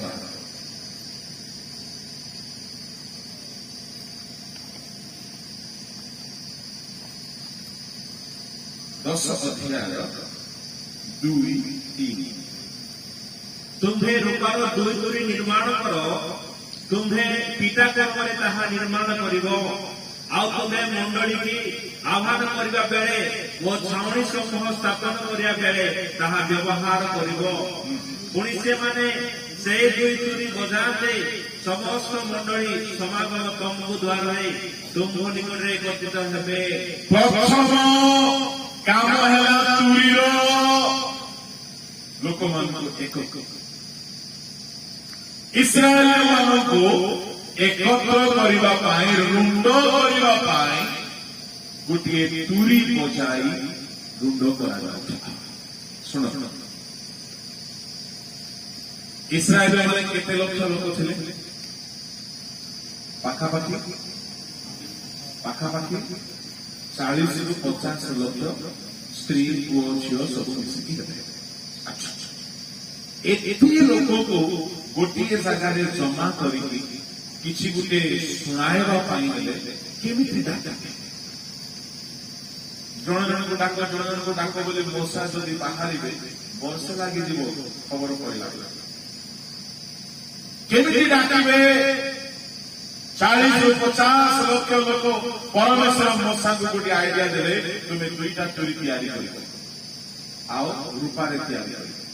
ପ୍ରଥମ ତୁରୀ ସ୍ୱର ଅଲଗା, ଦ୍ୱିତୀୟ ତୁରୀର ସ୍ୱର ଅଲଗା। ଏ 2ଟା ତୁରୀ ଲୋକମାନଙ୍କୁ ନେଇକି ଯିବା ପାଇଁ କାମରେ ଆସେ। कौन भाई प्रथम तुरी तुम्हें बजे की सुनाई देव से साउंड से माने मने रखिबे आउ सेमिति तुरी जदि जेबे भी बाजिबो जेते काम करूथिले मध्य सब काम छाड़ी लोक समागम तंबू प्रांगण रे आसी जमा मने करंतु मु गुटे स्वर कहिबो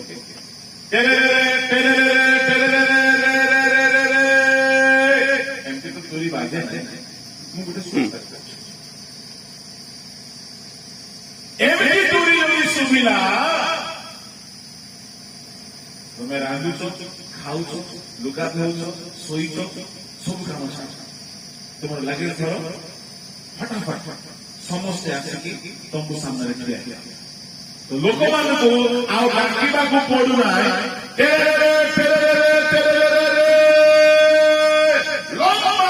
स्वरे बजाइले समस्ते शुणिले शोवा लोक भी उठिबो खाइबा लोक भी संगे संगे खाइबो समस्ते कौन करेंगे रुंड होगी गोटे जगह जमा ये काम समझ है कि नहीं मसान सभा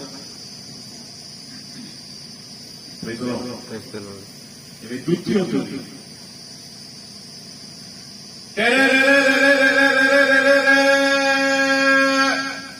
लगे नहीं गोटे एग्जाम्पल लोक मैंने कहता ए तुरी कौन एमती का शुभिले तुम्हें चलवा स्टार्ट कर आज्ञा कुआड़े चल नाई मेघ स्तंभ आगे ठिया से मेघ स्तंभ जीवा को लगे तुम्हें देखी देखी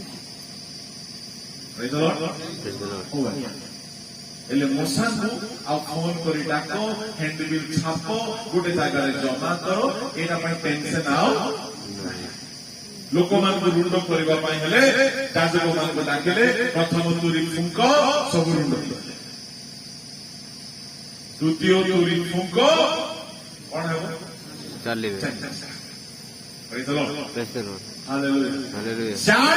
वर्ष लोक मान एमती भाव गोटे जगार आउ गोटे जगह से नहीं चाहते कहीं स्त्री मान सान छुआ मान मेढ़ा अच्छी गाई अच्छी गोरु अच्छी जदि प्रथम तुरी फुंका गला मात्र के समस्ते छेड़ी गोरु को छाड़ी आसे कि ना डेक्ची पत्र छाड़ी आसे कि लुगापड़ा छाड़ी आसे कि सब फटाफट पैक करेंगे छेड़ी गोरु गाई जहा सब धरिकी आसे ठिया समस्ते ठिया पूरा टेंट खोला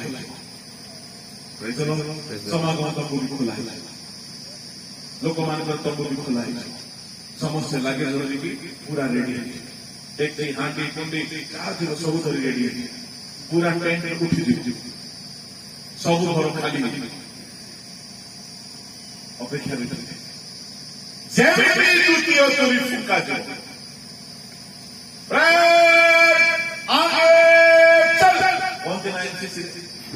सेमती कहवा पड़ो ना द्वितीय तुरी बोलो बोलो ये मेघ स्तंभ आगू आगू बढ़ी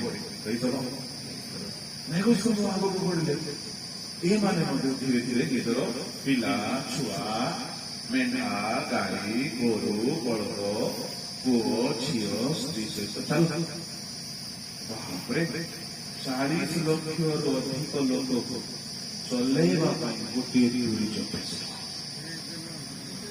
बुझा पड़ू 40 लक्ष अधिक लोक को जमा करने गोटे तुरी यथेष्ट जानते तुरी कौन अटे नूतन नियम ये तुरी होती प्रभु सेवक छिन्न भिन्न होई पापरे संसार में माटी किछिबा लोक मानकु प्रभु सेवक मानकर मुखर प्रचार लोक मानकु प्रभु को निकटरे आदर करे हालेलुया प्रेज द लॉर्ड आज आपण एठारे जमा हिछु आपण प्रभु को निकटरे जमा हुअନ୍ତି केमती हुअନ୍ତି कौन से ना कौन सी प्रभु को दास मुखर दिने सुसमाचार बाहर सुसमाचार बाहरी भाववाणी बाहरी प्रचार बाहरी जहाँ शुणिकी आप सब काम छाड़ी आप सब पाप छाड़े मन छाड़े चोरी छाड़े व्यभिचार छाड़े आप यीशु निकट को आसे तुरी माने कि आज्ञा सेवक एमान मुखर स्वर कौन अटे प्रभु को स्वर प्रभु को हालेलुया हालेलुया बड़ा ध्यान रखो मजा कर तुरी जदि अस्पष्ट ध्वनि करे किए युद्ध पाई प्रस्तुत देखा मन करतु प्रथम तुरीर स्वर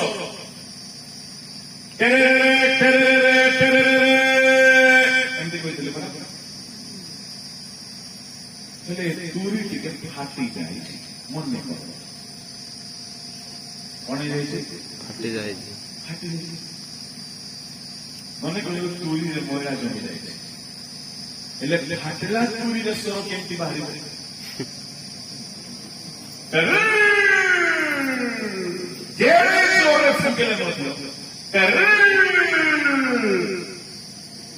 शब्द शुणिले जो माँ मैंने खाऊे लुगा धोवे जो आज्ञा माने शुईवे से सब प्रथम तरी बाजला बुझे कि ना ना बुझे ना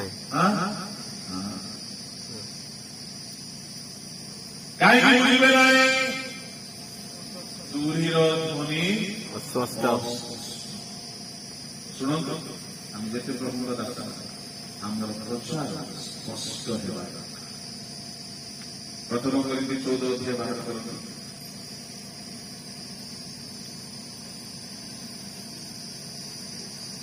8 पद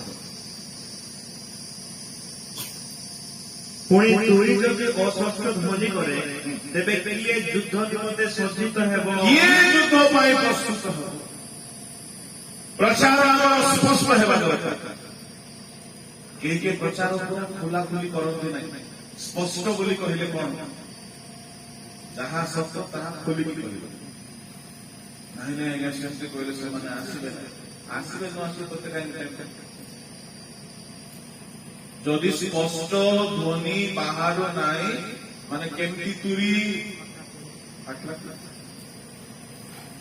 जो प्रचार कर मुहरु जो बालक मुहरु स्पष्ट सुसमाचार बाहर मदुआ लोक को मद पीवार नहीं बोली कहवाको पड़ो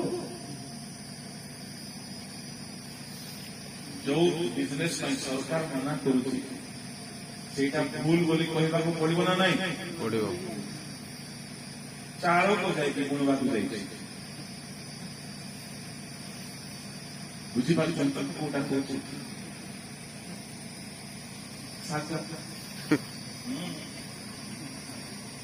जो शाग को देखीदे बोले सबुदिन भाग एपटे लोक करू नदी सरकार दृष्टि भूल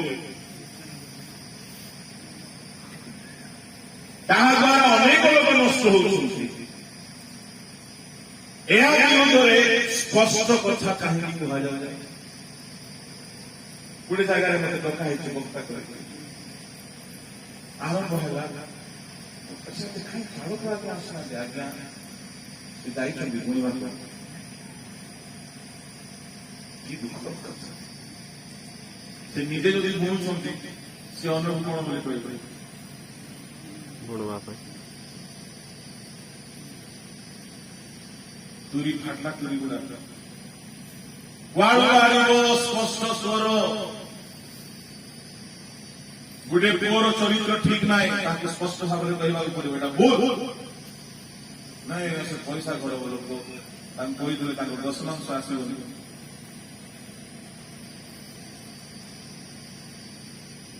प्रभु आप तुरी केबे अस्पष्ट ध्वनि न करू अस्पष्ट ध्वनि है माने लोक मैंने कौन बोले भाई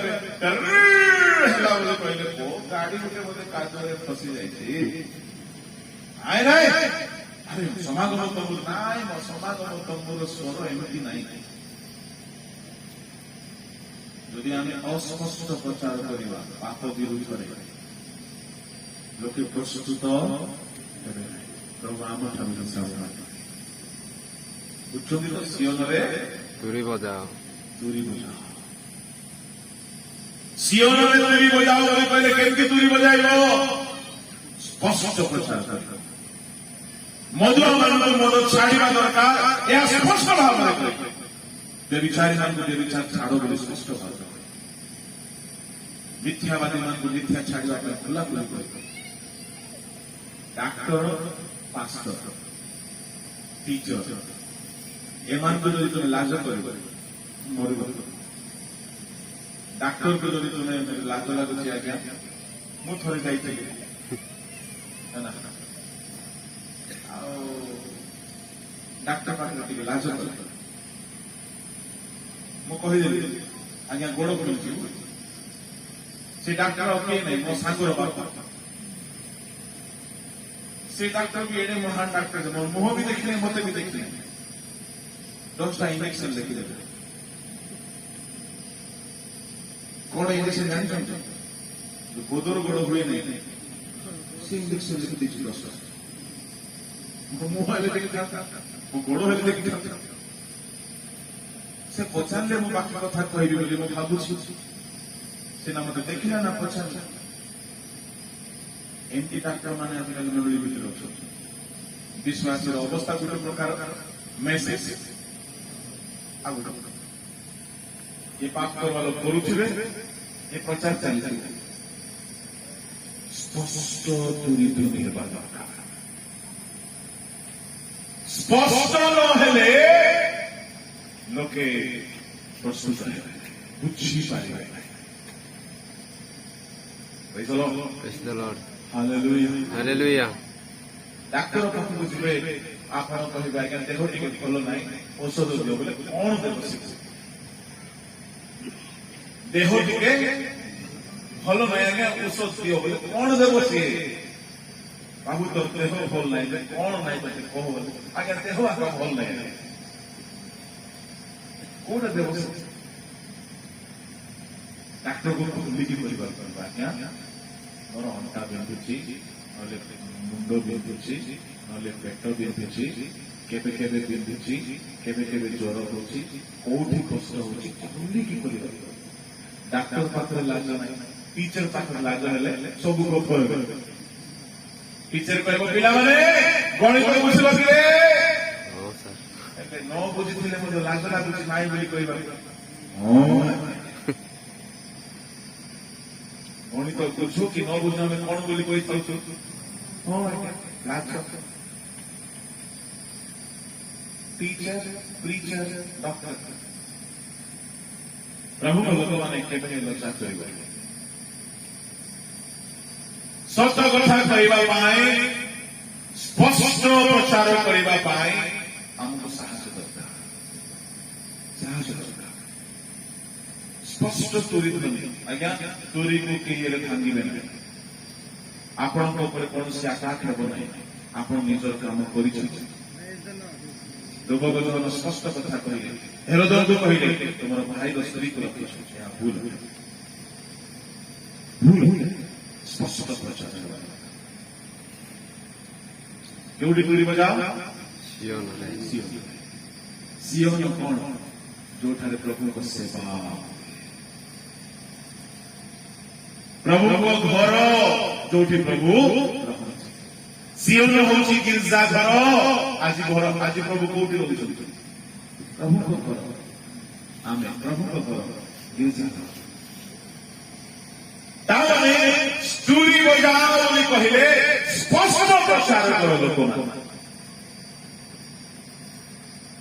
ଯଦି ଆମେ ସଚେତନର କଥା କହିବା ନାହିଁ ସତ କଥା କହିବା ନାହିଁ ଲୋକମାନେ ତୁରିର ଶବ୍ଦ ଯଦି ଠିକରେ ଶୁଣିବେ ନାହିଁ ପ୍ରଚାରକୁ ଠିକରେ ବୁଝିବେ ନାହିଁ ଲୋକ ମନ ପରିବର୍ତ୍ତନ କରିବେ ନାହିଁ। ପ୍ରଭୁ ଆମକୁ ହିସାବ ମାଗିବେ। ଏଣୁ ଯାହା ଆମେ ପ୍ରଚାର କରୁ ତୁରି ବଜାଇଲା ପରେ ସ୍ପଷ୍ଟ ଧ୍ୱନି ହେବା। Hallelujah Hallelujah. Praise the Lord Praise the Lord. बोलो यीशु मसीह की जय। ଏବେ ତୁରୀର ପ୍ରଥମ କାମ ହେଲା ରୁଣ୍ଡ କରିବା ଦ୍ୱିତୀୟ କାମ ହେଲା ରୁଣ୍ଡ ହୋଇଥିବା ଲୋକମାନଙ୍କୁ ପଢାଇ ନେବା ତୃତୀୟ କାମ ହେଲା ଯୁଦ୍ଧ ନିମନ୍ତେ ତୁରୀ ମୁକାବିଲା କେତେବେଳେ ସୈନିକମାନେ ଆଟାକ୍ କରିବେ ଆଜ୍ଞା ମାରରେ ଯାଓରେ ହାରରେ ଏମିତି କୁହାଯାଏ ସୈନିକମାନେ ରେଡି ହେଇଥିଲେ ଅପେକ୍ଷାରେ ଥିଲେ କେତେବେଳେ ଯୁଦ୍ଧ କରିବା ଗୋଟିଏ ତୁରୀ ବାଜୁ ବାଜୁ ଆଉ କହିବାକୁ ପଡିବ କାହିଁକି ହଜାର ହଜାର ସୈନିକ ଆଜ୍ଞା ଏଠି 100 ଲୋକ ଅଛୁ ଆମେ ମାଇକ୍ ପଳେଇଗଲେ ମୋ ସ୍ୱର ଶୁଭାଯିବ କି ହଜାର ହଜାର ସୈନିକ ଧରିକି ଯାଆନ୍ତି ମାର ବୋଲି କହିଲେ ତାର ଗଳା ଫାଟିଯିବ ସିନା ତାକୁ ଶୁଭିବ ନାହିଁ। ତେଣୁ ରାଜାମାନେ ଯୁଦ୍ଧ ତୁରୀ ବ୍ୟବହାର କରୁଥିଲେ ଯୁଦ୍ଧ ତୁରୀ ସୈନିକମାନଙ୍କୁ ତାଲିମ ଦିଆଯାଇଥାଏ ଏ ତୁରୀ ଶୁଣିଲ ଯୁଦ୍ଧ କରିବ ଆଉ ଗୋଟେ ତୁରୀ ଥିବ ସେ ତୁରୀ ଟୁଙ୍କା ଗଲା ମାନେ ଯୁଦ୍ଧ ବନ୍ଦ Praise the Lord. Hallelujah Hallelujah. ସମାଗମ ତମ୍ବୁର ତୁରୀ ଅଲଗା ଲୋକମାନଙ୍କୁ ରୁଣ୍ଡ କରିବା ପାଇଁ ଗୋଟେ ତୁରୀ ଲୋକମାନଙ୍କୁ ନେଇକି ଯିବା ପାଇଁ ଆଉ Praise the Lord. Hallelujah Hallelujah. Hallelujah Hallelujah. କିନ୍ତୁ ଯେକୌଣସି ତୁରୀ ସାଉଣ୍ଡ ଠିକ ରହିବ ଆମର ମେସେଜ କଣ ଆମେ ଯାହା ପ୍ରଚାର କରୁଛୁ ଲୋକ ତା ଠିକରେ ବୁଝିବା ଆମର ବାକ୍ୟ ସ୍ପଷ୍ଟ ହେବା ବାଇବେଲରେ 10 ପ୍ରକାର ଗଧ କଥା ମୁଁ କହିବି ଲାଭ କଣ ହେବ ଗୋଟେ ଜାଗାରେ ମୁଁ ବକ୍ତା ହେଇକି ଅଛି ଆଉ ଜଣଙ୍କୁ ଟିକେ ସମୟ ଦିଆଗଲା ସେ ମଣିଷ ଅଧଘଣ୍ଟାରେ ଖଜୁରୀ ଡାଳ 13 ଡାଳ ଆଉ ବାହୁଙ୍ଗା ଡାଳ ଅମୁକ ଡାଳ ସମୁକ ଡାଳ ପରେ ଖାଇ ଖଜୁରୀ ପର୍ବରେ ଗୋଟେ ଡାଳ ଧରିକି ବାହାରେ ସେ ଡାଳର ଅର୍ଥ କଣ ସେଇଟା କହିଥାନ୍ତି ଦୁନିଆ ବାଇବେଲରେ ଯେତେଟା ଡାଳ ସବୁ କହିଦେଲେ କଣ ଲାଭ ହବ ମେସେଜ ଲୋକମାନେ ଠିକରେ ବୁଝିପାରିବାର ଅଛି ଆଉ ଜଣେ ମହାତ୍ମା ସେ କଣ ଆଜ୍ଞା ଭୋଜି ବିଷୟରେ ଆଜ୍ଞା ବାକ୍ୟ କହିବେ ନାଇଁ ଆପଣ ଟିକେ ଟିପ୍ପଣୀ ଦିଅନ୍ତୁ ମୁଁ ଟିପ୍ପଣୀ କେବେ ଦେଇପାରିବି ହେଲେ ମୁଁ କହିଲି ଆପଣ କଣ ଭାବୁଛନ୍ତି ଆଜ୍ଞା ଆପଣ ଟିକେ ପ୍ରିପେୟାର ହେଇଛି କଣ ପ୍ରିପେୟାର ହେଇଛି ଆଜ୍ଞା ଅବ୍ରାହ୍ମଙ୍କ ଘରେ ଗୋଟେ ଭୋଜି ହେଲା ଏକ ଏଷ୍ଟର ଗୋଟେ ଭୋଜି କଲେ 2 ପ୍ରଭୁ କହୁଛନ୍ତି 3 ନିସ୍ତାର ଭୋଜ 4 ମୁଁ କହିଲି ତୁମକୁ ଗିନିସ୍ ବୁକ୍ ଅଫ୍ ୱାର୍ଲ୍ଡ ତୁମକୁ ପ୍ରାଇଜ ମିଳିବ ଦୁଃଖର କଥା ଏ ଭୋଜିକୁ ସେ ଭୋଜିକୁ କି ସମ୍ପର୍କ ଏଷ୍ଟର ଗୋଟେ ଭୋଜି ତିଆରି କଲା ହାମାନକୁ ମାରିବା ପାଇଁ ସେଟା ପ୍ଲାନ୍ ଥିଲା ଯୀଶୁ ଖ୍ରୀଷ୍ଟଙ୍କର ଶରୀରର ବଳିଦାନ ଗୋଟେ ଭୋଜ ପାପୀମାନଙ୍କର ପରିତ୍ରାଣ ପାଇଁ ଜୀବନ ପାଇଁ କି ଲିଙ୍କ ଅଛି ଏଷ୍ଟର ଭୋଜିକୁ ଏ ଭୋଜିକୁ ଅବ୍ରାହମ ତାର ପୁଅ କ୍ଷୀର ପିଇବା ଛାଡ଼ିଲା ବୋଲି ମୋର ପିଲା ଭେଣ୍ଡିଆ ହେଲା ବୋଲି ଗୋଟେ ଭୋଜି ଗଲା କଣ ସମ୍ପର୍କ ଅଛି ପ୍ରଭୁ ଭୋଜକୁ ସେ ଭୋଜି ଆମେ କଣ କହୁଛୁ ଆମେ ଜାଣୁନାହୁଁ ବୋଲି ଯୀଶୁ କହିଲେ ଆମମାନଙ୍କ ପାଇଁ ଏଣୁ ଯାହାର ଆଧାର ଥିବ ଲୋକମାନଙ୍କୁ ଈଶ୍ୱରଙ୍କ ସତ୍ୟ କଥା କହିବା ପାଇଁ ସେମାନେ କହିପାରିବେ ସମସ୍ତେ କହିପାରିବେ Praise the Lord. ଯଦି ପ୍ରଭୁ କାହାକୁ ଚୋରି ଭାବରେ କହିଥିବେ ଟିକେ ମୁଁ କଲେ ମଧ୍ୟ ସେ ଚୋରି ଶବ୍ଦ ହିଁ ପାଇବ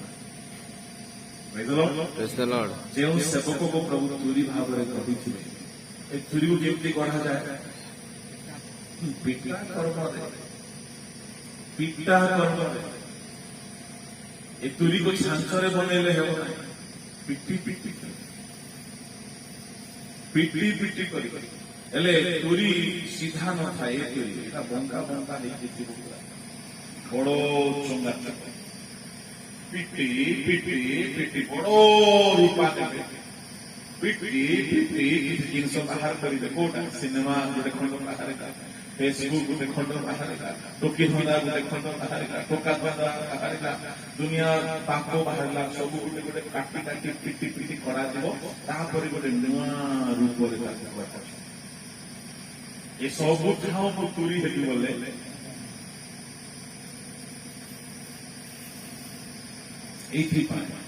प्रभु को स्वर शुभा जाऊा प्रचार बहुत कम लोग कर सियोन रे तुरी बजाओ कहीं लोक मान सचेतन तुरीर प्रथम काम एकत्र करवा द्वितीय काम पढ़ाई नेवा तृतीय काम शुद्ध निमंते चतुर्थ काम सचेतन जेहिजिकल पुस्तक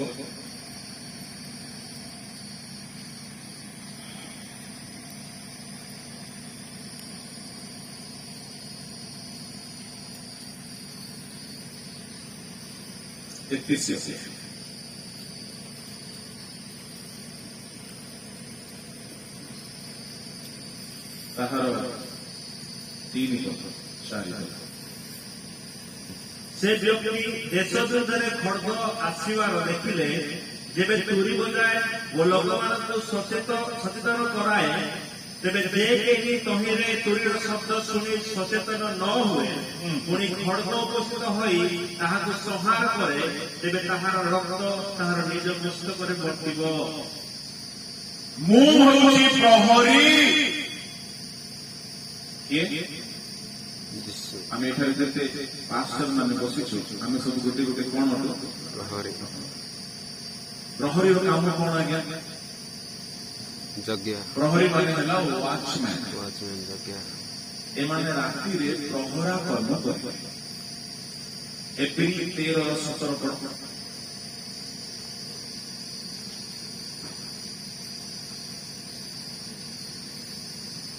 ତୁମ୍ଭ ମାନଙ୍କ ନେତା ମାନଙ୍କର ବାଧ୍ୟ ହୋଇ ସେମାନଙ୍କର ବଶୀଭୂତ ହୁଅ କାରଣ ଯେଉଁମାନଙ୍କୁ ନିକାଶ ଦେବାକୁ ହେବ ସେମାନଙ୍କର ସଦୃଶ ସେମାନେ ତୁମ୍ଭମାନଙ୍କ ଆତ୍ମା ସମ୍ବନ୍ଧରେ ପ୍ରହରୀ କର୍ମ କରନ୍ତି। ଆମେ ମାନେ ନେତା ମାନେ ଆତ୍ମା ଗଣର ବିଶ୍ୱାସୀ ଗଣ ପାଇଁ ଆମେ ପ୍ରହରୀ କର୍ମ କରୁଅଛୁ। ପ୍ରହରୀ ମାନେ କେମିତି କାମ କରନ୍ତି ଶୁଣନ୍ତୁ।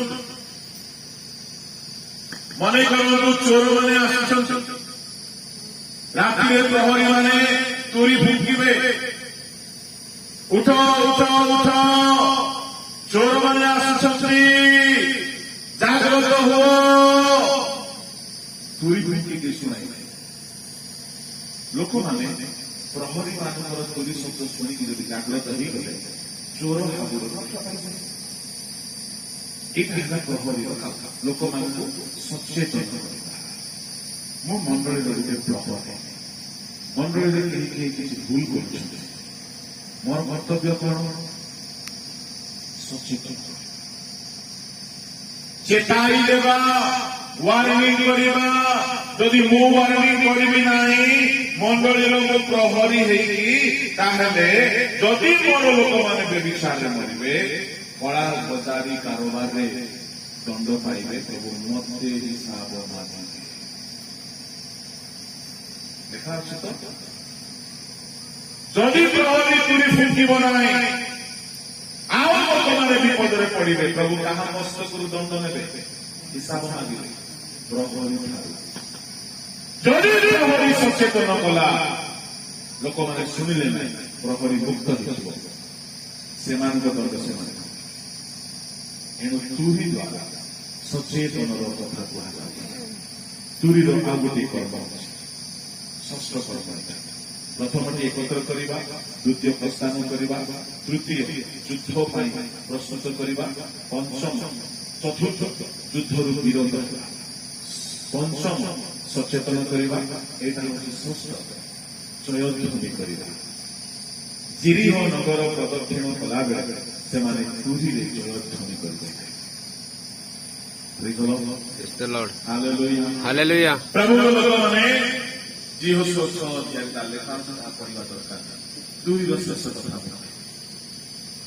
तुरी प्रथम कथा कौन था किए कह तुरी ध्वनि हुए एकत्र ঠিক আছে প্রথম তুরি ধ্বনি লোককে একত্র করা ঠিক শেষ করে যেତେବେଳେ ପ୍ରଭୁ ଯୀଶୁ ଖ୍ରୀଷ୍ଟ ଆସିବେ ଶେଷ ତୁରି ସେ ତୁରି ଧ୍ୱନିରେ ମଧ୍ୟ ପ୍ରସ୍ତୁତ ହୋଇଥିବା ଲୋକମାନେ ମଧ୍ୟ ଆକାଶରେ ଏକତ୍ର ହେବେ।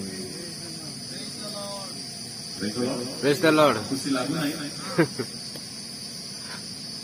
ଶେଷ ତୁରି ଧ୍ୱନି ଗୋଟିଏ ଧ୍ୱନି ଯଥେଷ୍ଟ କାହିଁକି ଏ ତୁରିର ସ୍ୱରକୁ ଯେଉଁମାନେ ଶୁଣିବେ ସେମାନେ ଆଗରୁ ତୁରି ସହିତ ଅଭ୍ୟସ୍ତ ଅଟନ୍ତି।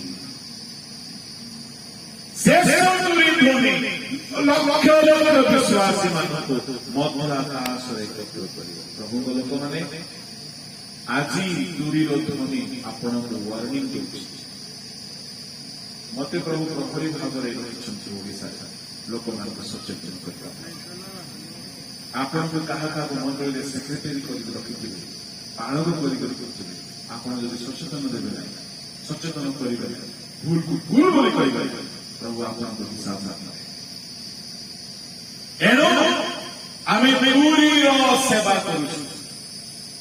ଆଜି ଉପବାସ ମାନତ ଉପବାସ ପ୍ରାର୍ଥନାରେ ମୁଁ ଆପଣମାନଙ୍କୁ କହିବି ଆପଣ ଯେଉଁମାନଙ୍କୁ ତୁରିର ସେବା ମିଳିଛି ଲୋକମାନଙ୍କୁ ସଚେତନ କରିବାର କାମ ରହିଛି ସଚେତନ ୱାର୍ଣ୍ଣିଂ ଦିଅନ୍ତୁ ଭୁଲକୁ ଭୁଲ ବୋଲି କୁହନ୍ତୁ। ଆମେ ସିଓନରେ ତୁରି ହୋଇଥିବା ଲୋକ। Praise the Lord. Hallelujah Hallelujah. Hallelujah Hallelujah. ତେବେ ସିଓନରେ ତୁରି ଫୁଙ୍କିକି କଣ ପ୍ରସ୍ତୁତ କର ନିରୂପଣ କର ପବିତ୍ର ଉପବାସ ନିରୂପଣ କର। ଆଜି ମୁଁ ମଣ୍ଡଳୀର ପ୍ରହରୀ ହୋଇକି ଯଦି ମଣ୍ଡଳୀକୁ ଉପବାସ କରାଇବି ନାହିଁ ଉପବାସ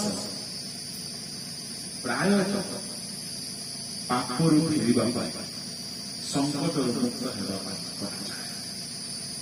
ତାମାନେ ଆମର ମଣ୍ଡଳୀ ମାନଙ୍କରେ ଯେଉଁମାନେ ପାପରେ ସଢୁଛନ୍ତି ସେମାନଙ୍କ ପାଇଁ ପ୍ରଥମେ ଆମେ ତୁରି ଫିଙ୍କୁ କେଉଁ ତୁରି ପ୍ରଚାର ୱାର୍ଣ୍ଣିଂ ସଚେତନ ଥ୍ରେଟନିଂ ଧମକ ତୁରି ଫୁଙ୍କିଲା ପରେ ଲୋକମାନଙ୍କୁ ଆମେ ସଚେତନ କଲା ପରେ ମଣ୍ଡଳୀରେ ଉପବାସ ନିରୂପଣ କରୁ ପ୍ଲାନ୍ କରନ୍ତୁ। ମଣ୍ଡଳୀରେ 3 ଦିନର ଉପବାସ ରଖନ୍ତୁ। ସେଥିପାଇଁ କୌଣସି ସ୍ପେଶାଲ ସପ୍ତାହ ଦରକାର ନାହିଁ। ଆପଣମାନେ ପ୍ରାର୍ଥନା କରି ଠିଆ ହେଇ 2 ପଦ ଶିଖାନ୍ତୁ ଆପଣଙ୍କ ମୁଖରେ ପ୍ରଭୁ ବାକ୍ୟ ଦେବେ। Hallelujah. Praise the Lord. Praise the Lord. ଯଦି ଆପଣ ମଣ୍ଡଳୀର ପ୍ରହରୀ ଆପଣଙ୍କୁ ଜଣା କଣ କେତେବେଳେ ପ୍ରହରା କର୍ମ କରିବା ବେଳେ ବେଳେ ସଭା ସମିତି ହେବ ଉପବାସ ସଭା ହେବ ତାହା ପାଇଁ ବିଶିଷ୍ଟ ଦାସମାନଙ୍କୁ ଆପଣ ଡାକିପାରିବେ। କିନ୍ତୁ ଉପବାସ ନିହାତି ଦରକାର କାହିଁକି ଲୋକମାନଙ୍କୁ ପାପରୁ ଫେରାଇ ଆଣିବା। ଉପବାସ ପିଲା ଜନ୍ମ ହେବା ଦିନ ବାହାଘର ଦିନ କରାଯାଏ ନାହିଁ ଆନନ୍ଦର ଦିନ କିନ୍ତୁ ଉପବାସ ଏଷ୍ଟର କଲେ କାହିଁକି ଦୁଃଖରେ ପଡିଥିଲେ ଜିହୋଶାଫାଟ କଲେ କାହିଁକି ବିପଦରେ ପଡିଥିଲେ ଏଜ୍ରା କଲେ କାହିଁକି ସମସ୍ୟା ଆଗକୁ ଥିଲା। ଆମ ଲୋକମାନେ ଦୁଃଖରେ ଅଛନ୍ତି ସମସ୍ୟାରେ ଅଛନ୍ତି ପାପରେ ଅଛନ୍ତି ଅନୁତାପ କରି ଉପବାସ ସଭା ପ୍ଲାନ୍ କରନ୍ତି ମହାସଭାକୁ ଏକତ୍ର ପ୍ରଥମେ ତୁରି ଫୁଙ୍କିବା ଯଦି ଠିକରେ ଚାଲିଲା ବାକି 2ଟା କାମ ଆପେ ଆପେ ଠିକ ହେଇଯିବ। Hallelujah Hallelujah. Hallelujah. ଆଶା କରୁଛି ଆପଣମାନେ ସିଓନରେ ତୁରି ଫୁଙ୍କିବାର ରହସ୍ୟକୁ ବୁଝିପାରିବେ। ପ୍ରଭୁ ଆମ ସମସ୍ତଙ୍କୁ ତାଙ୍କଠାରେ ଏକତ୍ର କରନ୍ତୁ। ଏ ଦୁନିଆରେ ସୁସମାଚାର ରୂପକ ତୁରିର ଶବ୍ଦ ଶୁଣି ଶୁଣି ଆପଣ ଯଦି ପ୍ରସ୍ତୁତ କରୁଛନ୍ତି ପ୍ରଭୁଙ୍କ ଗୃହରେ ଏକତ୍ର ହେଉଛନ୍ତି ଦିନେ ଆସିବ ଶେଷ ତୁରି ଫୁଙ୍କାଯିବ ମଧ୍ୟ ଆକାଶରେ ଆମେ ଏକତ୍ର ହେଇଯିବା। ଧର୍ମୀୟ ବାକ୍ୟରେ ପ୍ରତ୍ୟେକଙ୍କୁ ଆଶୀର୍ବାଦ କରନ୍ତୁ। ଚକ୍ଷୁ ବନ୍ଦ କରନ୍ତୁ।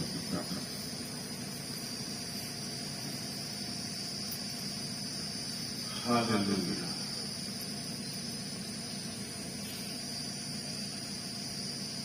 ক্ষমা ছড়ে ক্রুশর পরে পাপী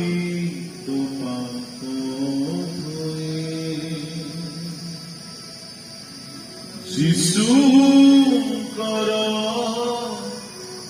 ସେରୁ ଧୀର ପ୍ରେମ ହିଁ ପ୍ରେମ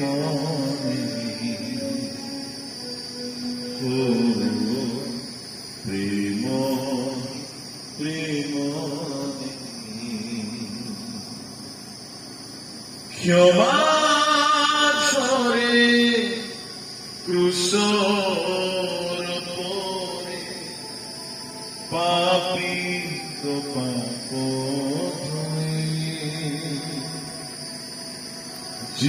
যিশুଙ୍କର ସେରୁ ଧୀର প্রেম হি প্রেম প্রেম হি প্রেম ক্ষমা ঝরে তো পাপ পাই ঝরুছি তাঙ্ক অধীরে ক্ষমা ধার অধরে অছি প্রার্থনা সুর হে পিত ক্ষমা কর তো পাপ পাই ঝরুছি তাঙ্ক অধীরে ক্ষমা ধার অধরে অছি প্রার্থনা সুর হে পিত ক্ষমা কর ঝরুছি সেরু ধীর প্রিয়ମାନେ ଯଦି ଆଜି ବାକ୍ୟ ଶୁଣୁଛୁ ନିଜର ଭୁଲ ଆପଣ ଜାଣିପାରିଛନ୍ତି କ୍ଷମା ମାଗିପାରିବେ ଝରୁଅଛି ସେରୁ ଧୀର ସାନ୍ତନା କ୍ଷମା ନେଇ ସାନ୍ତନା କ୍ଷମା ନେଇ କ୍ଷମା ঝরে ক্রুশর পরে পাপী তো পাপ যিশুଙ୍କର ସେରୁ ଧୀର ପ୍ରେମ ହି ପ୍ରେମ ପ୍ରେମ হি প্রেম ক্ষমা ঝরে বুঝিছু কেবে সে মহাপ্রেম ক্ষমার সেই ভাষা তোহরি মুক্তি কারণে তাঙ্ক ঘুষিয় অভিয়াসা বুঝিছু কেবে সে মহাপ্রেম ক্ষমার সেই ভাষা তোহরি মুক্তি কারণে তাঙ্ক ক্রুশিয় অভিয়াসা ফিরিয়া তাঙ্ক পাশে ফিরিয়া তাঙ্ক পাশে জীবনর ভারণে জীবনর ভারণে ক্ষমা ছয়ে ক্রুশর পরে পাপী তো পাপ ধোয়ে যিশুଙ୍କର ସେନୁ ପ୍ରେମ ପ୍ରେମ ଓ ପ୍ରେମ ପ୍ରେମ ପ୍ରେମ ପ୍ରେମ ক্ষমা ছড়ে স্বর্গীয় পিতা तुम नाम এই প্রিয় গ্রামে প্রিয়তম দাসଙ୍କ ପରିବାରରେ ତୁମେ ମଙ୍ଗଳ ପାଳନ କର ସେମାନେ ଏକ ମାନତ ରଖିଲେ ଉପବାସ ପ୍ରାର୍ଥନା କରିବା ଏବଂ ଅନେକଙ୍କୁ ତୁମର ସତ୍ୟ ବାକ୍ୟ ଶୁଣାଇବା ଆଜି ଆମମାନେ ତୁମ ବାକ୍ୟରୁ ସିଓନରେ ତୁରି ବଜାଇବାର କଥା ଶୁଣିଅଛୁ ଆମେ ଅନେକ ସମୟରେ ତୁରି ଫୁଙ୍କିବା ସେବା ପାଇଅଛୁ କିନ୍ତୁ ବିଶ୍ୱସ୍ତ ହୋଇନା କ୍ଷମା କର ପ୍ରଭୁ ସ୍ପଷ୍ଟ ତୁରି ଧ୍ୱନି କଲା ପରି ନିର୍ଭୀକ ଭାବରେ ସତ୍ୟ କଥା ସଚେତନର କଥା प्रभु संशोधन कथा कहवा साहाय्य जो माने ईश्वर वाक्य सत्य कथा शुणिकी फेरुना सक्त ग्रीवता दूर कर अनुताप मन दियो बापा पापर फेरवा साहाय्य कर आज दिन सचेतन होबार दिन मन परिवर्तन कर दिन ଯେତେବେଳେ ତୁମେ ଶେଷ ତୁରି ଧ୍ୱନି କରିବ ଆମେ ସେଦିନ ଯେପରି ଏକତ୍ର ହୋଇପାରିବୁ ସେଇଥିପାଇଁ ଦୁନିଆରେ ସୁସମାଚାର ରୂପକ ତୁରି ଧ୍ୱନିରେ ଆପଣା ଆପଣାକୁ ସଜାଡୁଥିବା ପାଇଁ ସାହାଯ୍ୟ କର ଉପସ୍ଥିତ ପ୍ରତ୍ୟେକ ସଚେତନ ହେଉନ୍ତୁ ତୁମ୍ଭ ଆଗମନ ପାଇଁ ପ୍ରସ୍ତୁତ ପ୍ରିୟ ମଣ୍ଡଳୀ ପ୍ରିୟତମ ଦାସଙ୍କ ପରିବାର ଯେଉଁ ଉଦ୍ଦେଶ୍ୟରେ ଏହି ସଭା ରଖିଛନ୍ତି ତାହା ସଫଳ ହେଉ ସାର୍ଥକ ତୁମ୍ଭର ବଳବାନ ହସ୍ତରେ ପ୍ରତ୍ୟେକଙ୍କୁ ସମର୍ପଣ କଲି ପିତା ପୁତ୍ର ଧର୍ମାତ୍ମାଙ୍କ ନାମରେ ଏ ଗ୍ରାମକୁ ଆଶୀର୍ବାଦ କର ଏମାନେ ଆଶୀର୍ବାଦ ଏହି ସକଳ ପ୍ରାର୍ଥନା ତୁମେ ଶୁଣିଲ ଏହା ବିଶ୍ୱାସ କରି ଧନ୍ୟବାଦ ସହିତ ଯୀଶୁଙ୍କ ନାମରେ